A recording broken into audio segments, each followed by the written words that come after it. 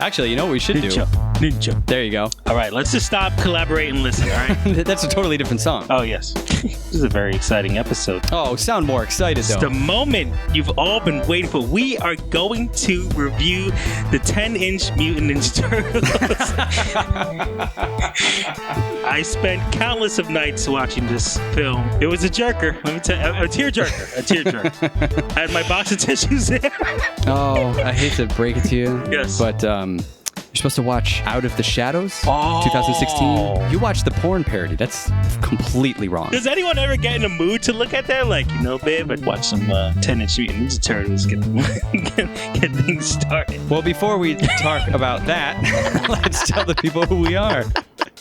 I'm Stephen Brooks, I'm the Rubber Onion, and I'm your host for this wonderful podcast that starts off however that just happened. Join me as always, my friend, fellow animator, and co-host, Mr. Rob Yofo. Say hi, Rob. Hello, dudes. What's up? Party on, Wayne. That's a different property. Yeah, so we're talking about the 2016 Teenage Mutant Ninja Turtles Out of the Shadows movie, produced by Michael Bay, directed by David Green. Oh, Green? Oh, I didn't even think about that. That's like that guy Mark Webb becoming the director of The Amazing Spider-Man. Do you remember that? Yeah. You just got that because your last name was Webb. I wonder if that is part of it. I really do. Well, it's a good thing we didn't get Tom Green's Ninja Turtles. Now, Seth Green would have been an interesting director. Well, Seth Green is currently the voice of Leonardo on the Nickelodeon. Oh, look at that. Yeah. I like how you just bring it right. You know, I float away. You grab me by my pant leg and pull me back down. You said, no, we're going to get back to this. You were floating away on the turtle blimp, and I brought you right back down. Ooh, that's going to be... This Turtle Blimp comes out next year in the next movie. The Turtle Blimp has got to be in the third movie. Yeah. I mean, if they're going this direction. They're just constantly trying to hide who they are. We both watched the film. We didn't get to watch the film together this time. We talk about the good. We talk about the bad. I don't know why I'm spouting the facts of life here. Stop. We make facts of life jokes way too much on this show. There's got to be maybe like 10 episodes, and no one knows what facts of life is anymore. Sorry to have such a tootie. Sorry to have such an added tootie. No, you're right. Of course, there's a couple things that this movie's being compared to. It's being compared to Teenage Mutant Ninja Turtles 2, Secret of the Ooze, out in 1991. It's being compared, of course, as the sequel to the 2014 Michael Bay produced, Jonathan Liebsman directed Teenage Mutant Ninja Turtles movie. We talk about them, we kind of recap our thoughts on those, and then we go in and we talk about our thoughts on this movie. Some of them may shock you. Oh. Some of them may sound like, oh yeah, that makes sense. This is your turtle zone here. See, I think we make a lot of AutoZone jokes too. Get in the zone, turtles.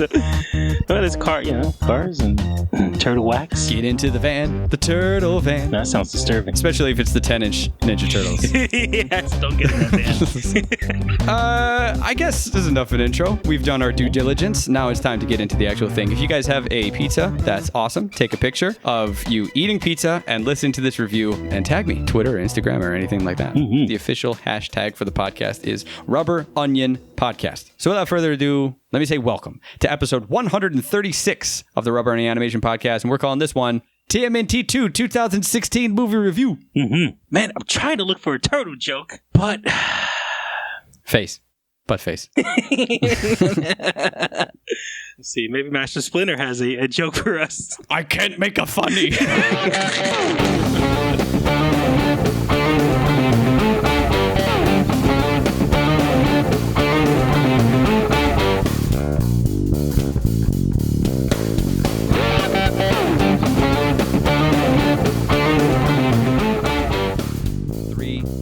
One, go. I think that's fine. 2's fine. You know what? We're doing Oh, no, my OCD, man. My OCD's kicking in. We got to do this. We got to do it three times. 3, 2, 1, go. There's sometimes when we do the interviews and we don't do it 3 times and you know how like there's a lot of OCD that drives you crazy. Yeah. I think that's one of the ones that kind of that drives you crazy. Not, it doesn't drive me crazy. It's just. I mean, how many times have we started this podcast and there's like some sort of internet problem or some sort of thing? Not to go on a whole first word problem thing, but the only thing I kept thinking of is that I have PCs. That's what I work with, and I was just thinking that I need to upgrade to a Ninja Mac. Oh boy! And that's how we're gonna start the show. Look at all the trouble you have. And Donatello lives in the sewer, and he has a better internet connection than you. Yeah, he has a computer that can connect to alien technology from another dimension, apparently, which makes no sense. But that's fine. We'll talk about that. But obviously, we're going to cover this in the intro. We're talking about the Teenage Mutant. We can't really call it TMNT 2. It's Teenage Mutant Ninja Turtles Out of the Shadows, because that's the new method of naming things now, right? They don't say Captain America 1, 2, and 3, Batman 1, 2, and 3. They say Batman Begins, The Dark Knight, and just to screw with you, they say The Dark Knight Rises. Yeah. It's so frustrating, this naming structure. So we had Teenage Mutant Ninja Turtles was the first one. What's that? Nothing. It was a horrible joke. Baby got bat. So the first one was just titled Teenage Mutant Ninja Turtles. Now this one is the sequel to Teenage Mutant Ninja Turtles, but it's Teenage Mutant Ninja Turtles Out of the Shadows. That's the one we're talking about. So the way I'm going to refer to this, and there's a lot of numbers here, but the way I'm going to refer to this is TMNT 2 2016. Probably the easiest way to describe it. There's a 2016 movie, and then of course there is the Teenage Mutant Ninja Turtles 2 Secret of the Ooze. Yeah. Right. I mean, those are the two things. Because the first time that we did this, way back in, what was it, episode 42? Is that right? The Teenage Mutant Ninja Turtles 2014 review that we did? Yeah, which we based an animated short on, a podcast animation. Yeah, which is called What I Hated Most About TMNT 2014. Yeah. I think that's what it's called. Mm-hmm. Great title.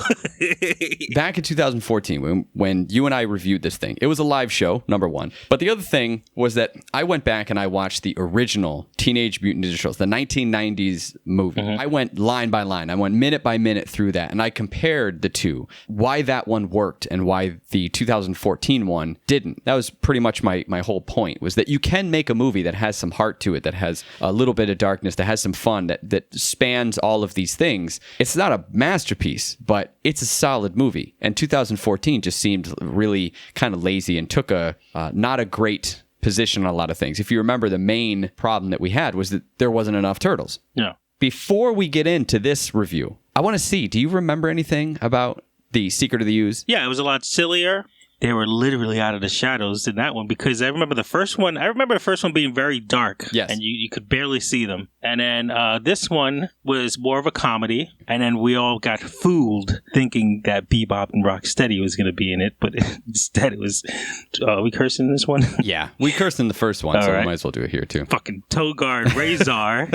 I'll get into the Bebop and Rocksteady excitement later, but yeah, is that where you're getting at? It's going to be hard not to compare it to Secret of the Ooze. The whole point of this, I'm not doing a review. I'm definitely not doing a line-by-line comparison. Mm-hmm. I just wanted to talk about what we remember of the second Teenage Mutant Ninja Turtles 2, Secret of the Ooze. Compared to what this one is now, they both have the ooze. This one's purple, though. And, don't talk about this one yet. Talk about Secret of the Ooze. So that's hard. The whole point. The whole point is don't compare the two. Just say what you like about 1991 Secret of the Ooze. What do you remember? Because every single review that I have seen for this movie has compared it to Secret of the Ooze. And people have very visceral memories of it because of the ninja rap and the Vanilla Ice and everything. And some people love it, some people hate it. And I just want to start off by at least acknowledging that movie and getting an idea of what you thought about it, what I thought about it, so that we can move past it and talk about this particular thing. Because everyone who's listening to this review right now is going to want to know, well, yeah, but what about the other one? Very true. By the way, did you see Vanilla Ice make that comeback, the Ninja Turtle comeback in the, he did like a show or something. The audience was not as excited as they should have been. They were just like, oh, that annoyed me. Anyway, I think Secret of the Ooze was the closest to the animated series. The first one was more about the kind of staying to the comics, and Secret of the Ooze was more of was it out when the animated series was out? Yeah, the cartoon was out by the time the first movie came out. Yeah. Definitely, it was already entrenched by the time the second movie came out. Look, I don't want to get into that. I don't. I thought it was a very straightforward question. You're jumping all over the place. So let me say what I thought about it. Make these easy. I can't just answer a simple question. Here's the things that I remember about it. I remember seeing it and thinking they did go the silly route. Yeah, I mean, they weren't in the sewers anymore. They were living in April O'Neil's apartment in the beginning, and then they ended up finding another place to go. Yeah. Splinter was sillier. I guess, than he was in the first one. It was kind of like that last moment where he goes, ha ha ha, I made a funny. They took that one moment and just like stretched it out over the course of the entire movie. It's like when he said that, and after the credits roll, he's like, maybe I should do stand up. I wanted to do it. Maybe this whole ninja thing is, Well, yeah, actually, right after that is when he took to the stage and was saying, "My sons, you can fix the world not through ninjutsu, but through music." It was the Come Out of Their Shells tour. And that's when he did the song. I had the tape. I think we talked about this in the first one. I don't want to recap everything. But do you remember Skipping Stones? Oh, yeah. What is that, like Bon Jovi or something? Or like Bruce Springsteen. Sure. Bruce Springsteen.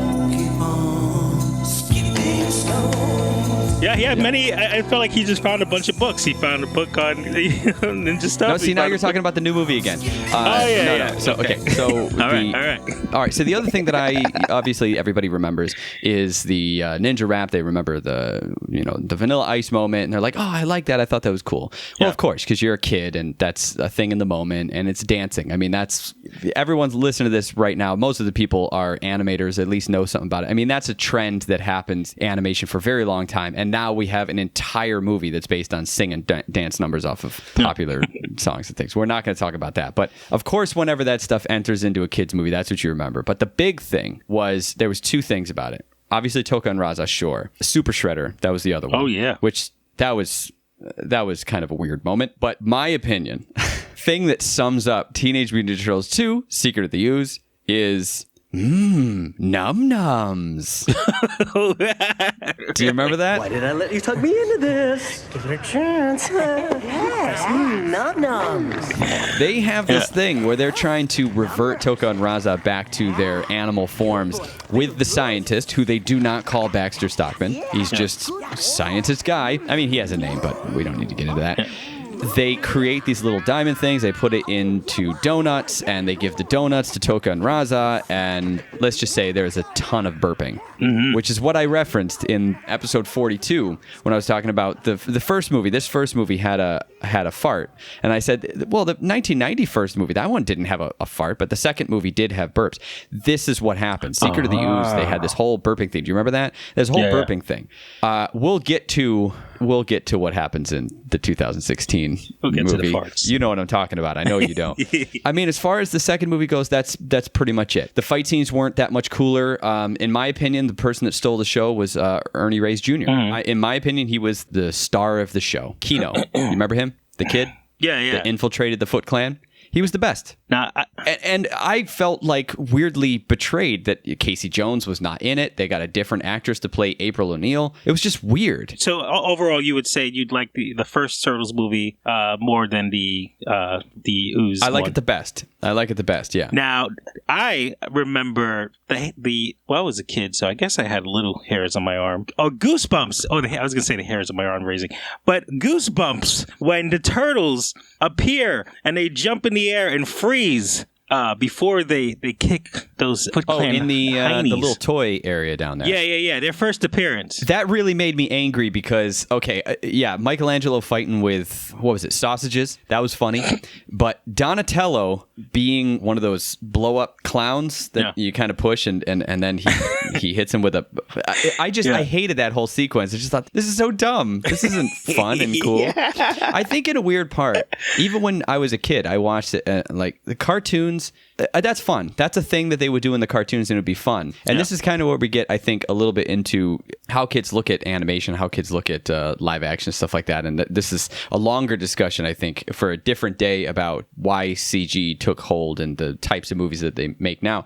But when I watched the cartoon, that was a joke that they can make in the cartoon. But for the live action thing, when they're turtles that were in the real world, I didn't want to see them do that. I wanted to see him fight and stuff. You know what I mean? Like, there should be a time and a place for comedy. Yeah, I didn't want to see the cartoon. I wanted to see what the cartoon would be like in real life. So I did want to see Bebop and Rocksteady. I did want to see Krang. I wanted to see that stuff on the big screen, but I didn't want it to be the cartoon. I wanted to be characters from the cartoon in the movie. Do you know what I mean? It was a separate thing to me. There's two separate things. Yeah. So anyway, that's the way that I felt about it. I guess we don't really need to get into really anything else because that's it as far as the Secret of the Ooze, right? That's all there was. There's a Super Shredder, there's Toka and Razar. There was a different April O'Neil, no Casey Jones. The Turtles were very silly, and Ernie Reyes Jr., Keno, like everybody wanted to be Keno. And honestly, that was like the best fighting in any of the movies was Ernie Reyes Jr.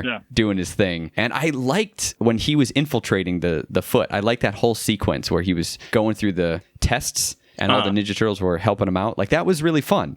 Aside from that, it was kind of forgettable. Oh, and then, of course, Vanilla Ice. Can't what forget that ending. That was the soundtrack to my childhood, that Ninja rap song. I think we're done with that, right? We're done with that. We can move on. Yeah. People are satisfied now. They know our thoughts on it. Look, I didn't hate it. I really, really liked the first movie, and I did like the cartoon. I have to recap. The cartoon to me was fun. Yeah. It was enjoyable, but I think the best part about the cartoon to me was the monster, like the weekly monster. Every week there was a different monster, and they didn't take it very seriously. It wasn't a serious cartoon. It was just fun, whatever a new monster comes in, and it was also making fun, almost like making fun of cartoons in a weird way. Like Raphael, the reason he was my favorite is because he was constantly looking at the screen being like, oh, it's going to be like one of those types of episodes. Yeah. That's why I liked it. He was like the Deadpool of the Turtles. Sure.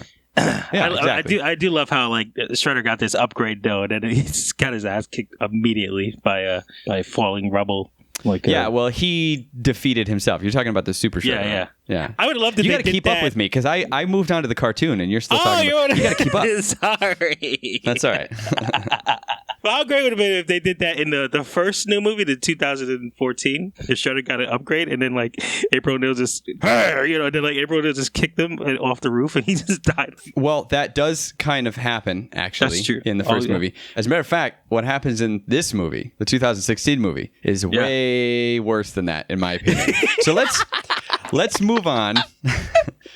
Let's move on real quick. Is this a spoiler review? You know what? It's actually kind of a good thing that you brought that up because let me say something about spoilers. There is absolutely nothing in this movie that I consider a spoiler. Is there anything that you consider a spoiler at all? No. Anything. I can't think of one single thing that if I knew it going into there, I'd be like, oh, you deprived me of like seeing that. No, we know Krang's in the movie.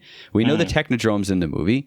We know, like, these are in the trailer. These are things that are called out. These are things that we already know. We know who voicing the characters. We know that Bebop and Rocksteady's in it. We know that they're human form and their final form. I was kind of hoping that I didn't know so much. Like, at least know it, but not have seen them. It would have been better, I think, had we not known that Krang was in the movie. That would have been kind of an interesting thing. However, I mean, they bring it up really early, so... Excuse me. I just karate chopped. I actually made a sneeze sound. I'm hearing the sound through your headphones, and you picked up your shirt to sneeze into your shirt, and you picked up your headphones, so you sneezed directly into the microphone from me. And also I said, had you, not even purposely.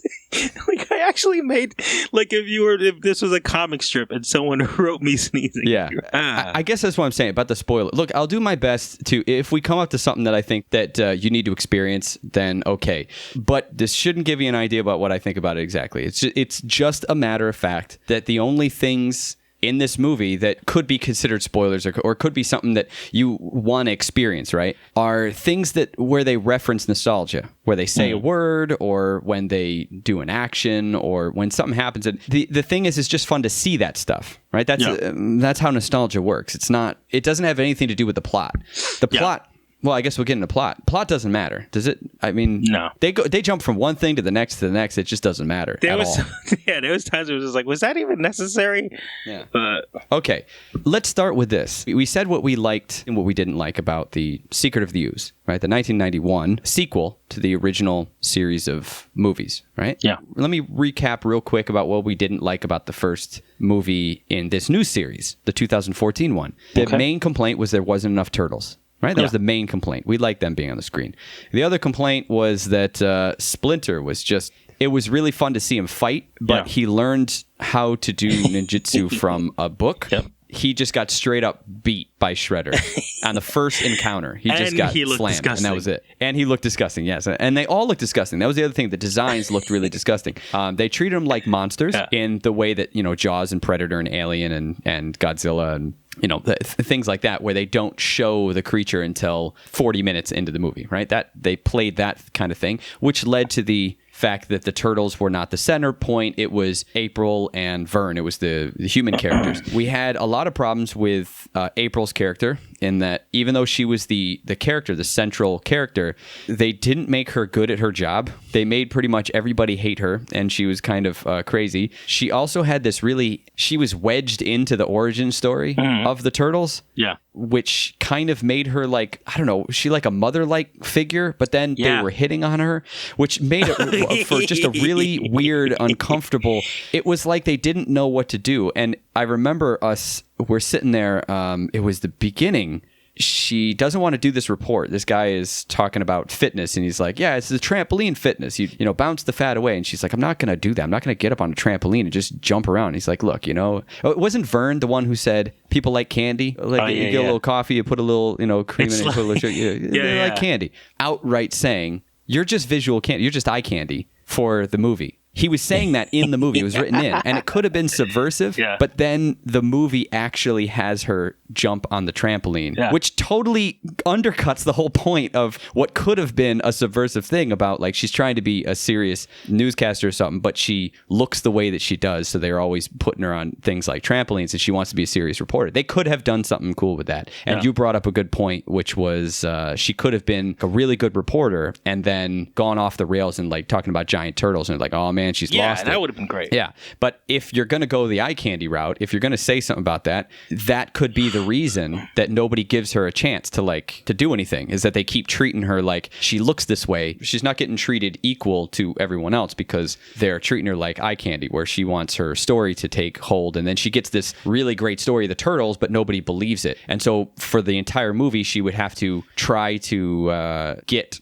proof to bring it there, to legitimize her side of things, to legitimize herself as a reporter, but she also doesn't want to undercut I said undercut like a bunch of times. She doesn't want to minimize the mission of the turtles, which is to stay in the shadows and help out, right? So she'd be conflicted. That's interesting storytelling. That's character development. That's not something I wouldn't say it's not hard, but it just seemed like, I'm sure that the screenwriters know that stuff. You can't work in Hollywood and not know these things. I don't usually blame the writers, but somewhere down the line, I think someone's like, oh yeah, eye candy, trampoline, that's good. Let's do more of that. And they're like, no, that's not why I wrote. Oh, never mind. They bring someone else in who's going to get paid to change it, and then it was almost like they took a real life conversation with her, talking like, I know I'm Megan Fox and I'm attractive, and then it was like, we should add. But do I really have to be like a sex symbol in this? Can I just be an actual human? And then they were like, that's good. We'll write that in script. It's really funny that you say that, because this could have been Megan Fox's Birdman, like really self-referential type, you know what I'm saying? Yeah. Like she always gets put in these movies, and I don't know. The only thing that I've seen her in is the Transformers movie, and her dialogue was crap in those movies. So you can only deliver the lines that you're given. Isn't Laura Linney's in this movie, the 2016, the Out of the Shadows movie? Yeah. Is she Oscar nominated, Oscar winning? She's a fantastic actress. And I'm just going to jump ahead a few beats here and just say that the lines that she's given are just garbage.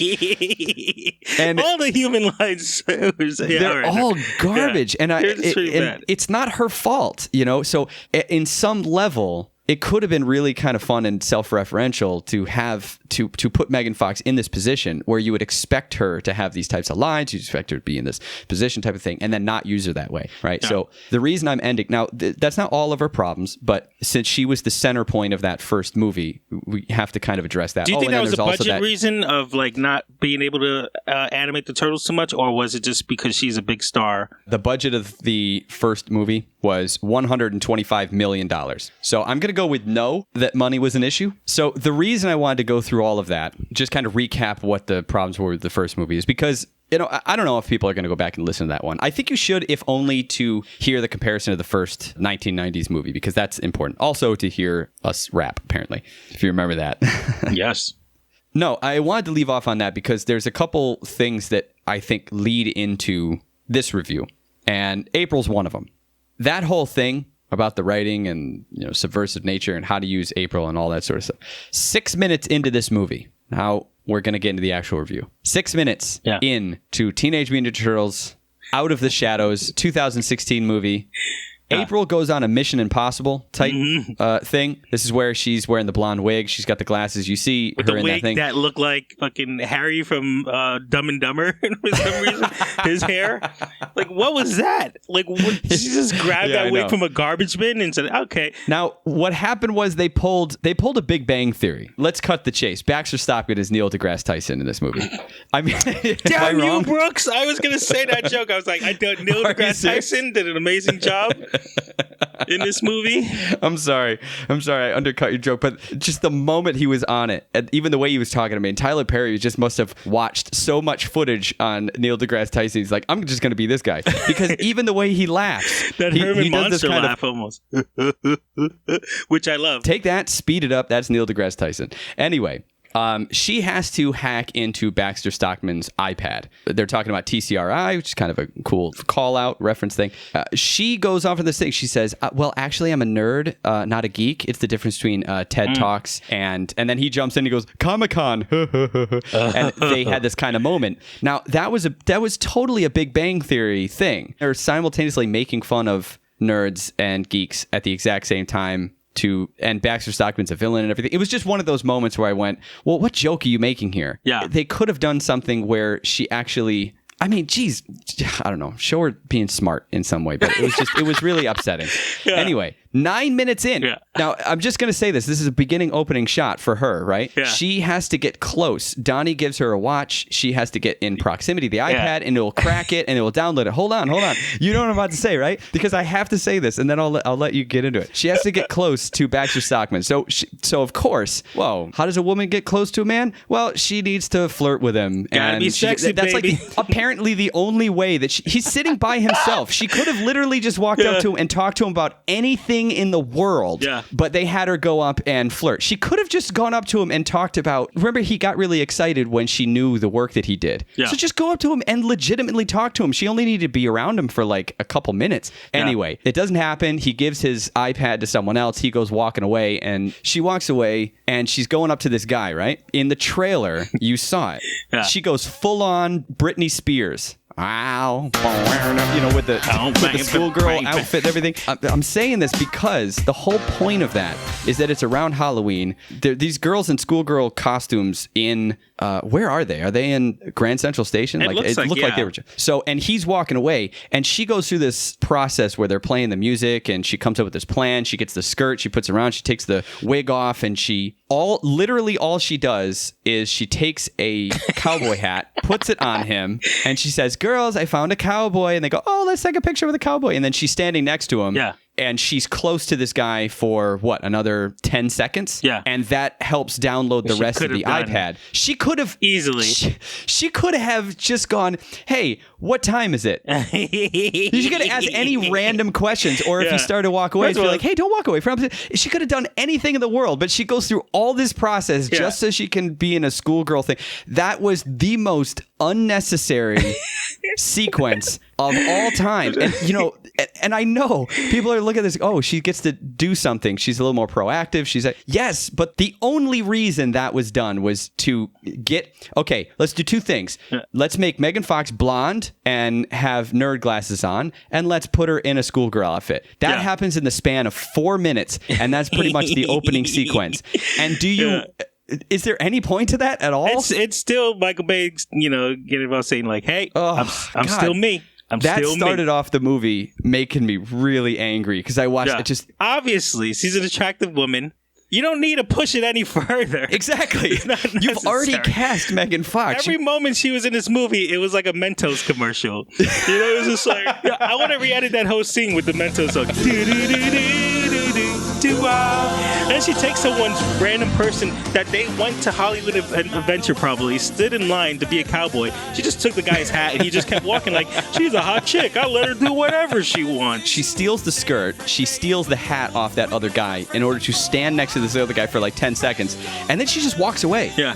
Put the skirt back. Then she stole from that store.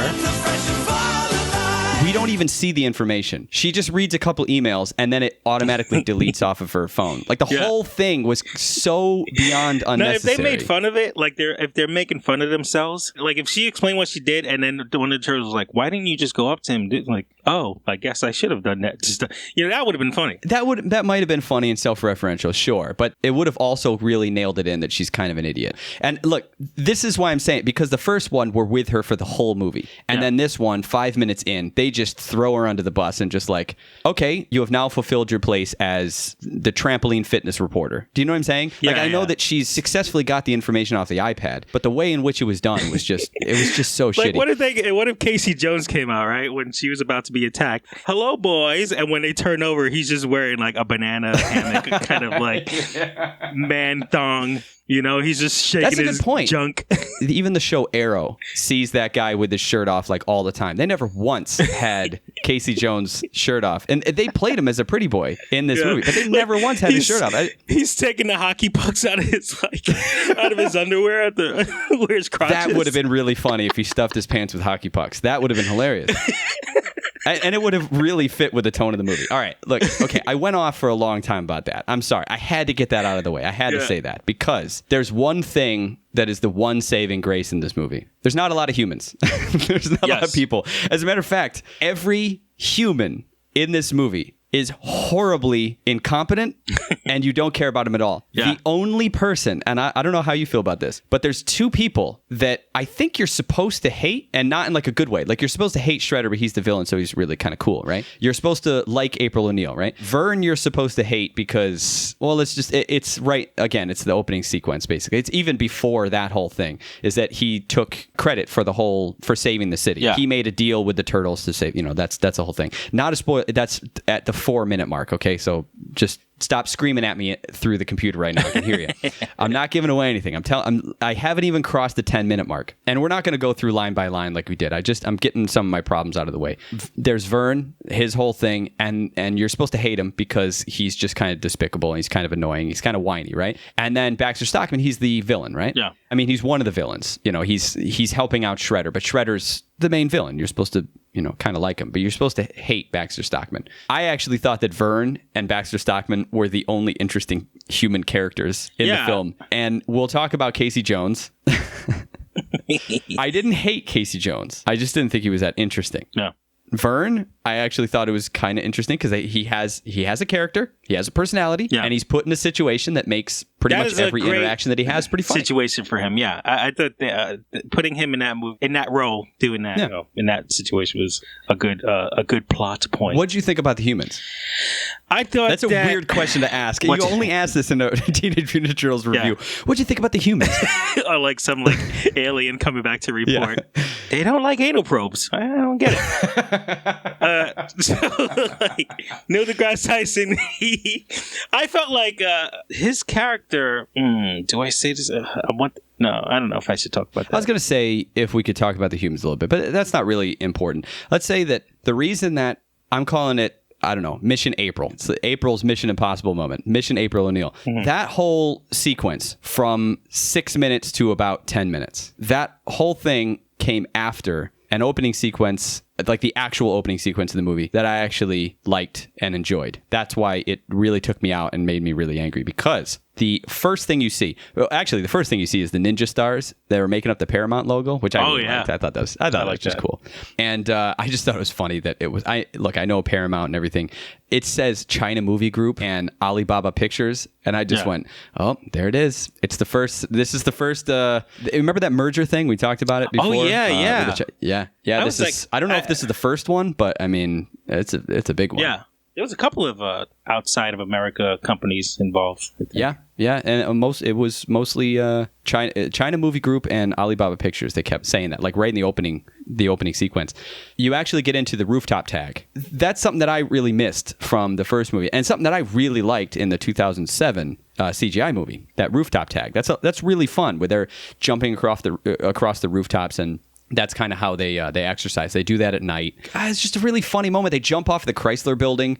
Donnie is is like, sounds weird, but he is like sitting on Raph's shell and they're looking at each other as they're falling. Raph is looking up, he's falling backwards, and Donnie is the front of his shell and he's just looking at him and he just has this wide eyes just going, do it. I'm not going to stop. Do it. And he's like, I'm not doing it. I don't want to do it, Donnie. He's like, do it. It was very playful.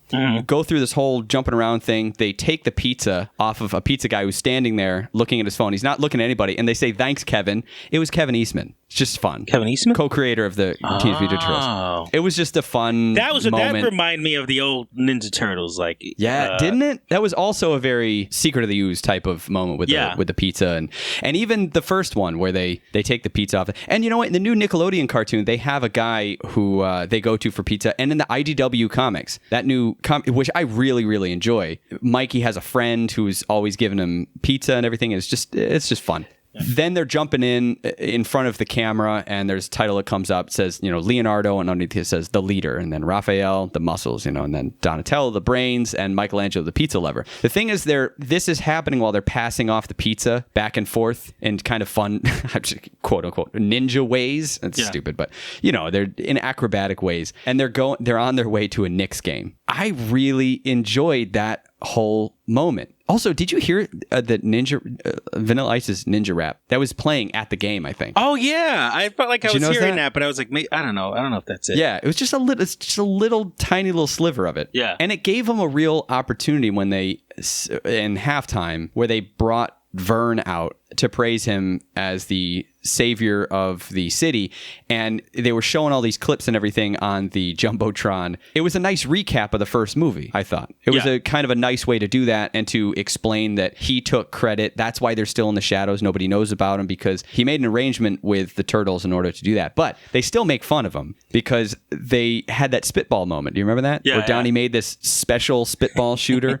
and they're sitting up in the rafters and they're shooting spitballs at him. It's just fun. Yeah. There we go. That's the Turtles. That's what I wanted. It was kind of like after they fight the thugs and Raph loses his sai in the 1990s movie and they're just in the sewer and they're saying Bossa Nova, Chevy Nova, Radical, that kind of thing. Their downtime, just like hanging out. Yeah, and then brothers. Dun, like that whole thing. It was just fun. It was just a fun moment. Okay, that's enjoyable. Someone was talking about it, and they said that how much people really love the elevator scene in the first movie, and where he was like, that's the Ninja Turtles, Yeah. They even made a joke about making the second movie all in an elevator. But they took note on that, and they said, let's have them interacting more and just be more funny with each other and interacting and laughing.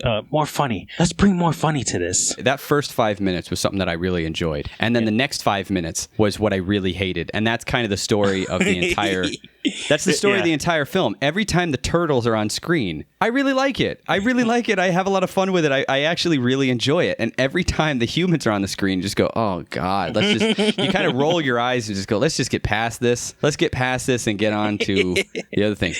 It's so weird because this is an animation podcast, right? Mm-hmm. We're animators. We talk a lot about animation. This may be the best case for the fact that you can get amazing, fun, enjoyable, even sometimes meaningful and emotional performances out of digital or artistically created characters more so than actors on the film. I don't know if they did it on purpose. I don't know if the director's like, in order to make CG characters more believable, we have to make the human characters more dry. Yeah. And if that's true, then well damn done. They gave him nothing. It's like literally their script just had like 2 lines and just said like, it just kind of, I don't know, I guess make stuff up. It was so bad. And it's not like the jokes are not all that funny. I mean, in the first thing that happened, the first joke, they jump off of, and this is very opening in that turtle tag, they are jumping off of the Chrysler building and they all pile on top of one another. Yeah. I don't know. They're like, Mikey said turtle time. I thought you said squirrel time. It's like, why would he say squirrel time? Well, I don't know. And then they just jump off and they go through the whole thing. That's not a joke. That's not a joke. There's no setup. What's the setup? Turtle sounds like squirrel? Not even that really. That was their who were you expecting the Addams Family moment, Yeah. That angered the video game nerd.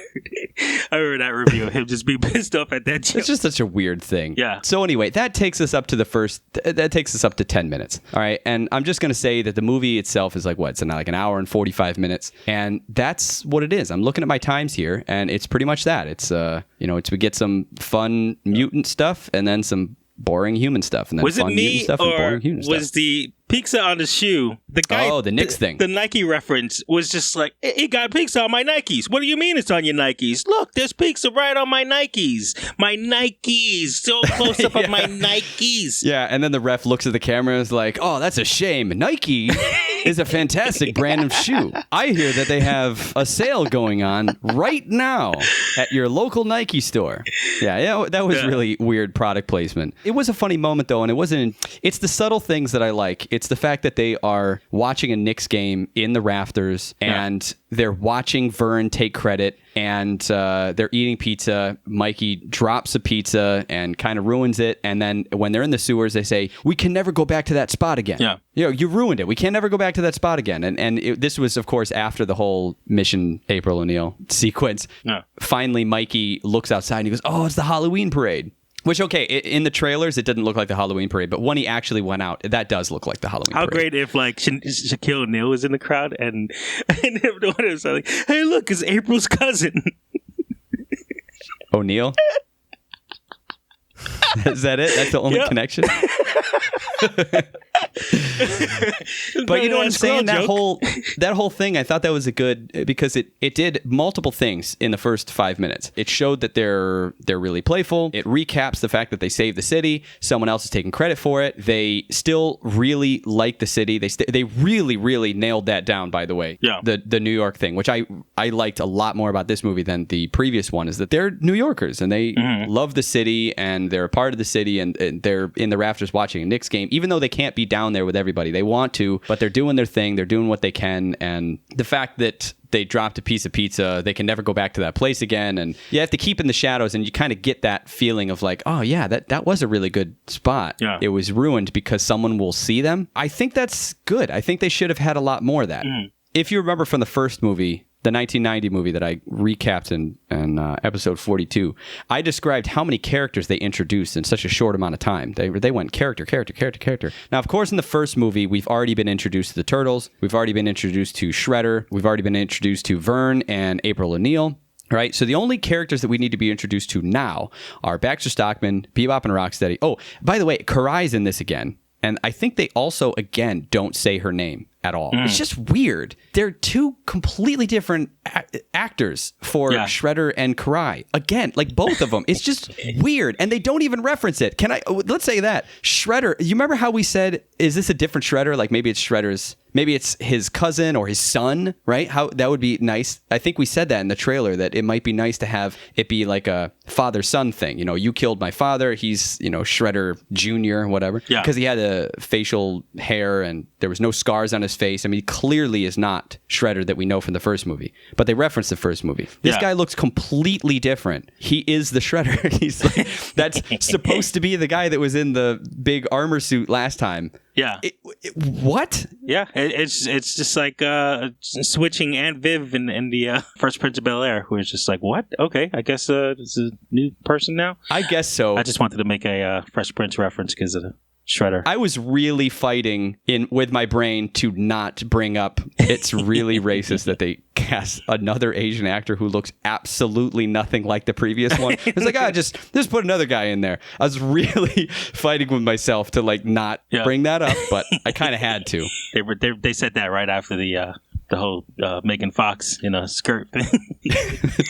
Actually, when we see Shredder, it's 5 minutes after that. Yeah, exactly. So they just went it's 5 minutes wrong with everything in the beginning. Yeah. No, the first 5 minutes is good. The next 5 minutes is the Mission Impossible thing.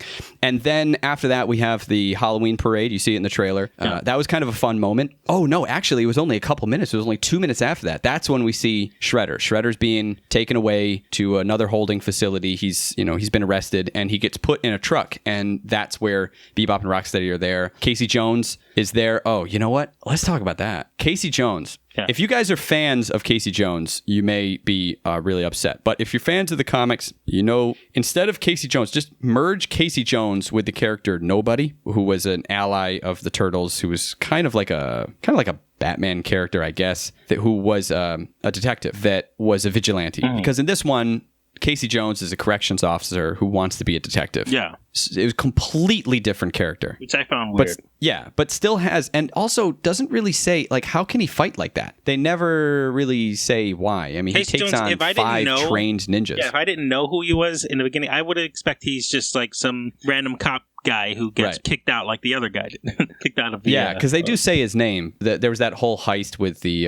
not heist, but it was, the Foot Clan are trying to break him out, obviously. This is all in the trailer. And then the Turtles are trying to make sure that he doesn't get broken out by chasing after him with the turtle van, which is now a garbage truck, which I thought was actually kind of cool. Yeah. It took like 3 different versions of the turtle van over the entire history and merged them together into one. And I thought that was kind of cool. There's a lot of things like that I think I looked at and went, this is fun. This is nostalgia. Yeah. But it doesn't make it a good movie. It just means that it was played very fast and loose with the nostalgia, but not in a cynical way like the first movie. This one, someone who did this knows what they were doing. And I think that they knew that they were taking Casey Jones and, combining him with nobody, the character nobody. We also have to say this. It's PG-13. There was a couple things in it. There was Casey Jones says shit at one point. Yeah. He says son of a bitch. Let's see. I think there was a couple asses. There's a couple asses. Let's see. There was, you know what? There was a moment with Shredder where Casey Jones said something like, I don't know. He said something like, you're going to go away for a long time. Shredder looks over his shoulder and I kid you not, he says, or not. I went, how is that? I beg to differ. How is that badass ninja? He said, or not, like, what is, this is Shredder. Teenage girl Shredder. There was really bad jokes like Raphael. There's a moment where he attacks somebody and goes, yeah, that's how I roll. And then he kicks the foot ninja off the bike and he goes, that's how you roll. Yeah. And this is the way my eyes roll. That's I mean, that kind of stuff I understand because I think they're trying to make it cheesy because they're like, that's what the fans like. The cheesy, No. There's a difference. I don't think that's what the fans like. That's what the fans remember. Yeah. So they were throwing in the cheese in order to do that. Anyway, I just wanted to give you guys an idea of what happens in this opening. That whole thing, that this is how I roll, how you roll, everything. The whole heist Taking thing out the trash. where yes, take out the trash. That's at 15 minutes. Yeah. Okay, and Casey Jones says shit at 21 minutes, and I'm not going to tell you exactly how it happens because it doesn't really matter. But at 23 minutes, that's when we meet Krang, and the whole point of the film is that he needs to get 3 objects from around the world. It's like a video game, right? I mean, that's basically what it is. And the whole agreement between Shredder and Krang, again, this is 25 minutes into the movie. He says, and I quote, I will help you take over planet Earth if you help me with 4 brothers, 4 turtles. I don't know if that's an exact quote, but I wrote it down in my notes. Help me take over the Earth if you can't handle 4 turtles. That's exactly my point. He's taking over the Earth. You just want to kill 4 mutant turtles. That's it. That's like the whole a thing. Kid who's getting bullied in school. Like, I'll help you take care of them. If you help me get these 2 bullies who want to fight me. It just reminds me. I think it was actually the first 5 episodes. Somewhere in there, I think there was a moment where Krang was saying something about wanting to get back to Dimension X, and Shredder goes, "But I don't want to conquer Dimension X. I want to conquer Earth." He says it exactly like that. And so I think that's kind of what they were going with. I think they were... this is what I'm saying, is that this is a cartoon. It's a cartoon combined with just the worst human moment. It's really bad human moments. But when the cartoon is on the screen, you forgive a lot of stuff and you go, okay, that was stupid, that was whatever. I will tell you that there were some kids in the movie theater that I was watching it with, and they loved it. Yeah. They loved every second of this movie. I heard the kids shouting out the characters too, which is cool. The kids were like, Krang, Casey Jones. Well, we meet every single character. The last one that we have to meet is Krang. And that's 23 minutes into the movie. So we meet all of the characters. We meet the 4 turtles. We see Splinter. Oh, God. I'll get back to that. We see Splinter. Yeah. We see Casey Jones. We see Shredder. We see Bebop and Rocksteady in their human form. We see April O'Neil. We see Baxter Stockman. Am I missing anybody? We see all those people. Yeah. And Krang. And then we meet Krang. That's 9, if I'm counting the turtles as 1. Yeah. We see these 9 characters in 23 minutes. That's a good pace. And the fact that we had to be introduced to a few new characters. I'm not counting Karai because they never actually name her, so what's the point? Let me get back to Splinter. Splinter... Do you remember the thing that we had a problem with was the fact that he learned ninjutsu from a book? Yeah. In this movie, the first time we see him is 13 minutes in the movie, and he's listening to a yoga tape. He's just like... He's such a poser, man. He's just trying. He's trying. He has so many subcultures. Like, he doesn't know what he wants to be. He's listening to yoga instructional tape. Yeah. He's balancing on a fingertip, and the tape is saying, and you will reach absolute nirvana in 10, 9, 8, 7. And I'm thinking, is this really what yoga's like? Because it sounds like the countdown of a NASA space shuttle. It's just weird that you're counting down. Yeah. I don't imagine that Nirvana takes a countdown, but whatever. Okay, it's a very cartoon moment. That's the thing. It's a very cartoon moment. It just felt like you're really doubling down with this. Like, Splinter is just... He has a lot of free time. Splinter is not genuine at all. He just listens. He reads stuff out of a book. He listens to a book on tape. Yeah. Sure, why not? And then, of course, the turtles come in at the 1 second mark. It's like, 1 and then the turtles come in and Splinter's like, oh, you boys. If you know anything about Nirvana, he should have been a lot. He was just trying to blow himself. like the Saturday Night Live skit with Will Ferrell. Oh, yeah. He takes the yoga class just so he can self-pleasure. The turtles walk in right away. Splinter just seemed like a weird stoner roommate who lived with them. Like he had no, like, he would talk to Leonardo and stuff, but he was just like, he might as well have been the guy on the couch in Half Baked, like just this guy that lives there. There was no, like, this is our father. Yeah, they actually didn't say... I don't know if they said father or sensei at any point, but they did say thanks, Dad, as they were running out the door. Yeah. That was one of the highlights. I think the highlight of the first movie. Splinter's fight with Shredder. I mean, that was a great set piece. I was really angry at the way that it went down. The fact that he just straight up lost. Like, nobody played dirty. It just... aside from the fact that Shredder had a suit of armor. But I mean, okay, Splinter is a mutant rat. He has this huge tail. I mean, they have their advantages, right? But nobody played dirty. Yeah. Exactly. It was 1-on-1. Splinter just lost. That really bothered me. In this one, they just forget about him. Like, he's not even in it. Am I wrong? He's not even in the movie, like, at all. He doesn't do anything. And it's not like movies in the past haven't forgotten about Splinter. That happens. But I really like Splinter. But okay, like an hour into this review here. So let me just say, I just want to cut to the chase. Did you like the film? Did you like it? Yes, I did. I'm going to say something that might shock you. I also liked it. Yeah, I thought you were going to like it. I didn't love it. And here's the thing. I didn't love it, but I liked it. And I will say that we'll get to some of the other things because it's storytelling, it's animation. We'll talk about the animation as well. But look, I liked it, but only because of the animated characters. What I'm saying about this movie is that it plays with your nostalgia. If you like the Turtles, you'll like it because they call out a bunch of stuff. Yeah. It's not the greatest movie ever. I'm not satisfied with the tone that they are going with, but it's very good for kids. And if wanted to do something that was good for kids, then okay, they did that. They did PG-13 for some reason. I don't know why they needed to say shit in the movie. Nobody dies or anything, really. I didn't really get it, why they need to go that route. It's not heavy at all. It's just a fun ride. You just watch it. You just kind of smile at some parts, and okay. But if you never liked the Teenage Mutant Ninja Turtles, this is not going to win you over. Oh, definitely not, yeah. It's just another movie. However, there is something cathartic about watching this and going, okay, thank you. Thank you for at least having a film that is only about fun and just straight to the camera, wink and a nod. Remember this? I usually don't like that. But I usually don't like that because they do that in movies that are supposed to be taking themselves seriously. This doesn't take it seriously, so in a weird way, the fan service kind of works. Yeah. Fan service is dumbing down if you're trying to take it seriously. If you're not trying to take it seriously, it's not dumbing down. It's they even say it in the commercial, which kind of annoyed me a little bit. It was like, see, everything you want. You happy? Like, did you see that? Much it, yeah. Yeah, I felt like this was... I was like, wow, this is really the 80s cartoon movie. Yeah. But then I also said, no, this is me playing with my toys playing the 80s cartoon, you know? There you go. That's what I was going to say. That is what this director did. Yeah. It was fun 80s Turtles and not even like the real life situations weren't even that threatening, which I wish could have been more of a putting them in this more dangerous world. But see, I understand it's 4 turtles, right? There are 4 male turtles. They're male Splinter, Rat, Sensei.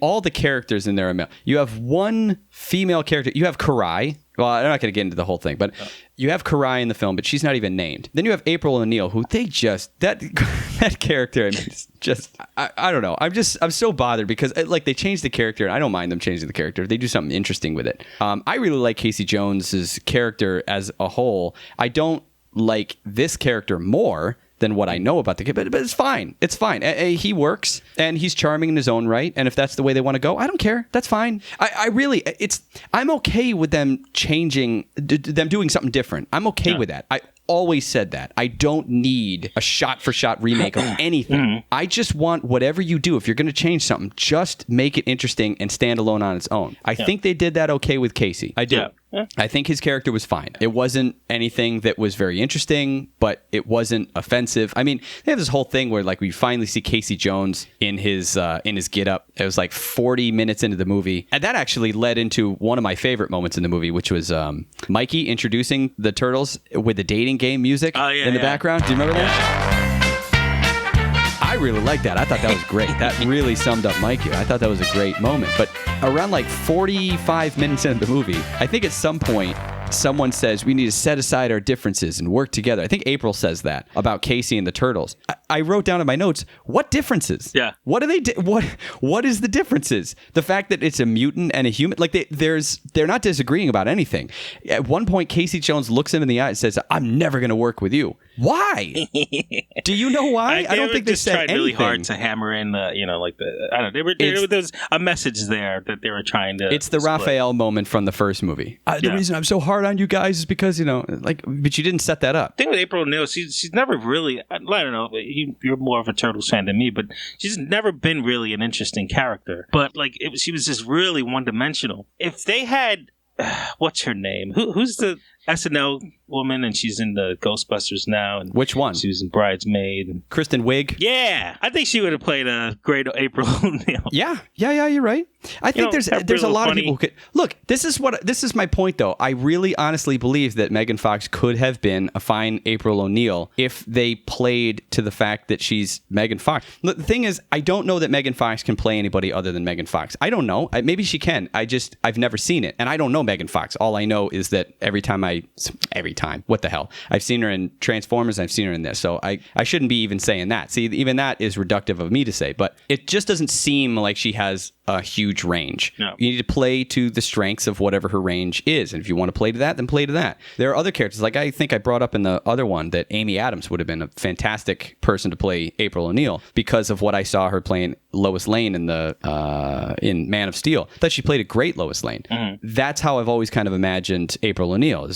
April O'Neil is a reporter who's always after the scoop. Because she gets scoops, because she gets information, she's able to feed that kind of information to the Turtles, who are then able to stop. And because she's in the media, she's able to spin certain things to keep them out of the public eye. That's the relationship. That's the way I've always understood that relationship. Yeah. They're friends and they're working, I don't want to say on the outskirts of the law, but I mean, there's a balance there. They kind of help each other out in that way. It's just they didn't really use her for anything. There's a moment where this 60-minute mark, or at least the time leading up to the 60-minute mark, it was where they're breaking into a place, right? There's a kind of a heist moment where they're playing Little Less Conversation, a Little More Action, Please.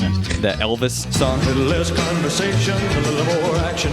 That was also in Ocean's 11, so I'm, okay, all right, I get it. It's a heist, so Ocean's 11, okay, fine. And then at some point she says cowabunga for no reason. Yeah. Where does that word come from? Where it's almost, she pauses, the movie pauses. And it would not have been out of character at that moment to look right into the camera, wink, and go cowabunga. Yeah, I mean, because they succeeded what they were planning on, but no, they not really. She just gets the key. She hasn't actually done the final thing yet. She just gets the key in order to do the next phase of the heist. That's the whole point. She gets that card, right? That's the whole thing. She just grabs it and she goes cowabunga. Okay, but what does cowabunga mean? Right? Why is she saying that? She's never said that before. She could have just said Gunga Galunga, right? From Caddyshack. You know what the llama says? No. Gunga Galunga.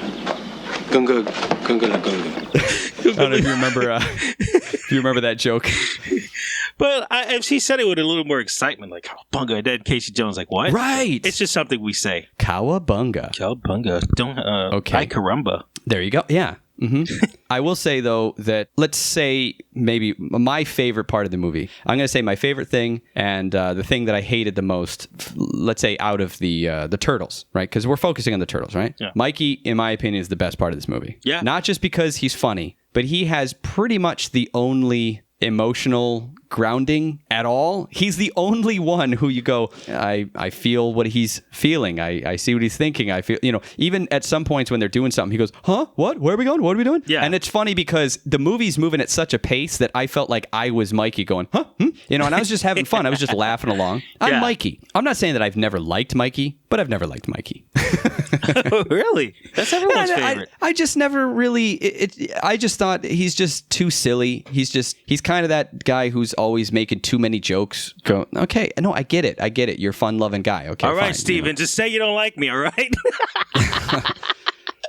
In this movie, I thought he was really funny. He was really playful. And his whole thing about wanting, he's like, this is the one time of the year that I can actually go up there and hang out. And he has that moment with the guy who was the Bumblebee Transformer, which is actually a legitimately cool moment, I thought. And of course, that was a call. I'd be like, oh, Bay producer, Bay director. Okay, I get it. Yeah. Transformers and Teenage Mutant Ninja Turtles. It's a weird crossover moment thing. But I looked at that and went, okay, that was fun. Mikey gets pulled down, but he really, really enjoyed that moment. He loved that moment. He wants this. You saw it in the trailer that they get the ooze and Donnie's like, hey, we can turn into humans. I'm not giving anything away. I'm just going to say this segues perfectly into the thing that I hated most about the movie. I hated Leonardo.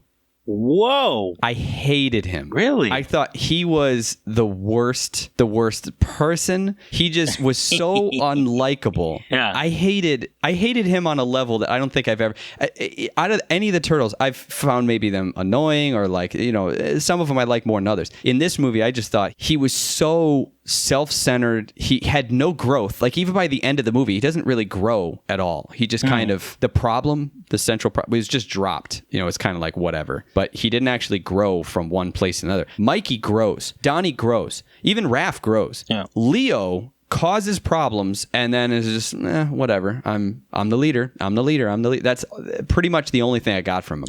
I just hated him. Like there was never a time where he just allowed them to do like even like at some point in the movie after they travel to Brazil or whatever, he's just disappointed in them for not being like doing teamwork. And it was like I think they tried their best to help each other out. Like you want to know what my feelings are? And I'm thinking, okay, this is your moment. This is your moment to be a leader. And he just goes, we're not a team. It's like, well, you're not a leader then, because he just threw him under the bus. Whatever. But the whole point of that, the thing that causes the problem is that he tries to keep it from, it doesn't pay off at all. It's a 1 minute separation. In 1 minute, here is Donatello saying, hey, look, we get this ooze and check it out. We can turn into humans. And then Leo says, but we're not. We're turtles. You got to keep this from the other guys. Actually, Donnie had a really great moment, I think, that was in that moment when he's talking to Leo. Oh, yeah. So this is at 48 minutes. He said we could be humans. Leo says, but we're not. We're turtles. And,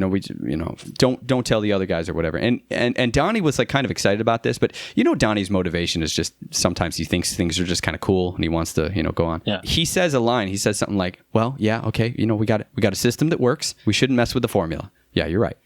And just that, it's little moments like that that I think if these types of things were in the rest of the movie, it could be a solid movie because that's a line that really says something about his character. Yeah. And Leo was just way out of character. Don't say a word to the others. Why? It was only 2 minutes later that Raph gets pissed at it because Mikey tells Raph and Leo says, I swear to God, he says this line, there's only one vote that counts in this family, and that's mine. I hated him. I thought I have never hated Leo more than in this movie. And if you remember, we really liked Leo from the first movie. Do you remember that? Yeah. Also, not voiced by Johnny Knoxville Which this time I don't around for some reason. What was the point? Maybe he just couldn't do it. But like, I'm sure Johnny Knoxville has time to do it. But like, not that, you know.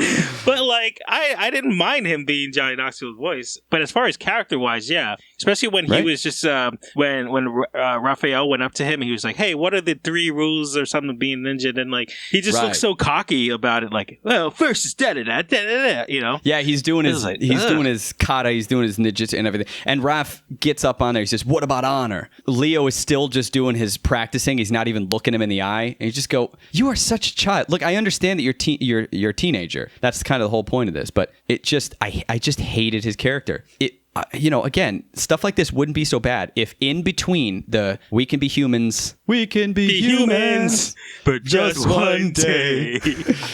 That was at 48 minutes, right? The Raph getting pissed at Leo moment was at 51 minutes. At 49 minutes, Rocksteady says, and I quote, I got a big bang for you. And then he farts into his hand and throws it up in Bebop's face.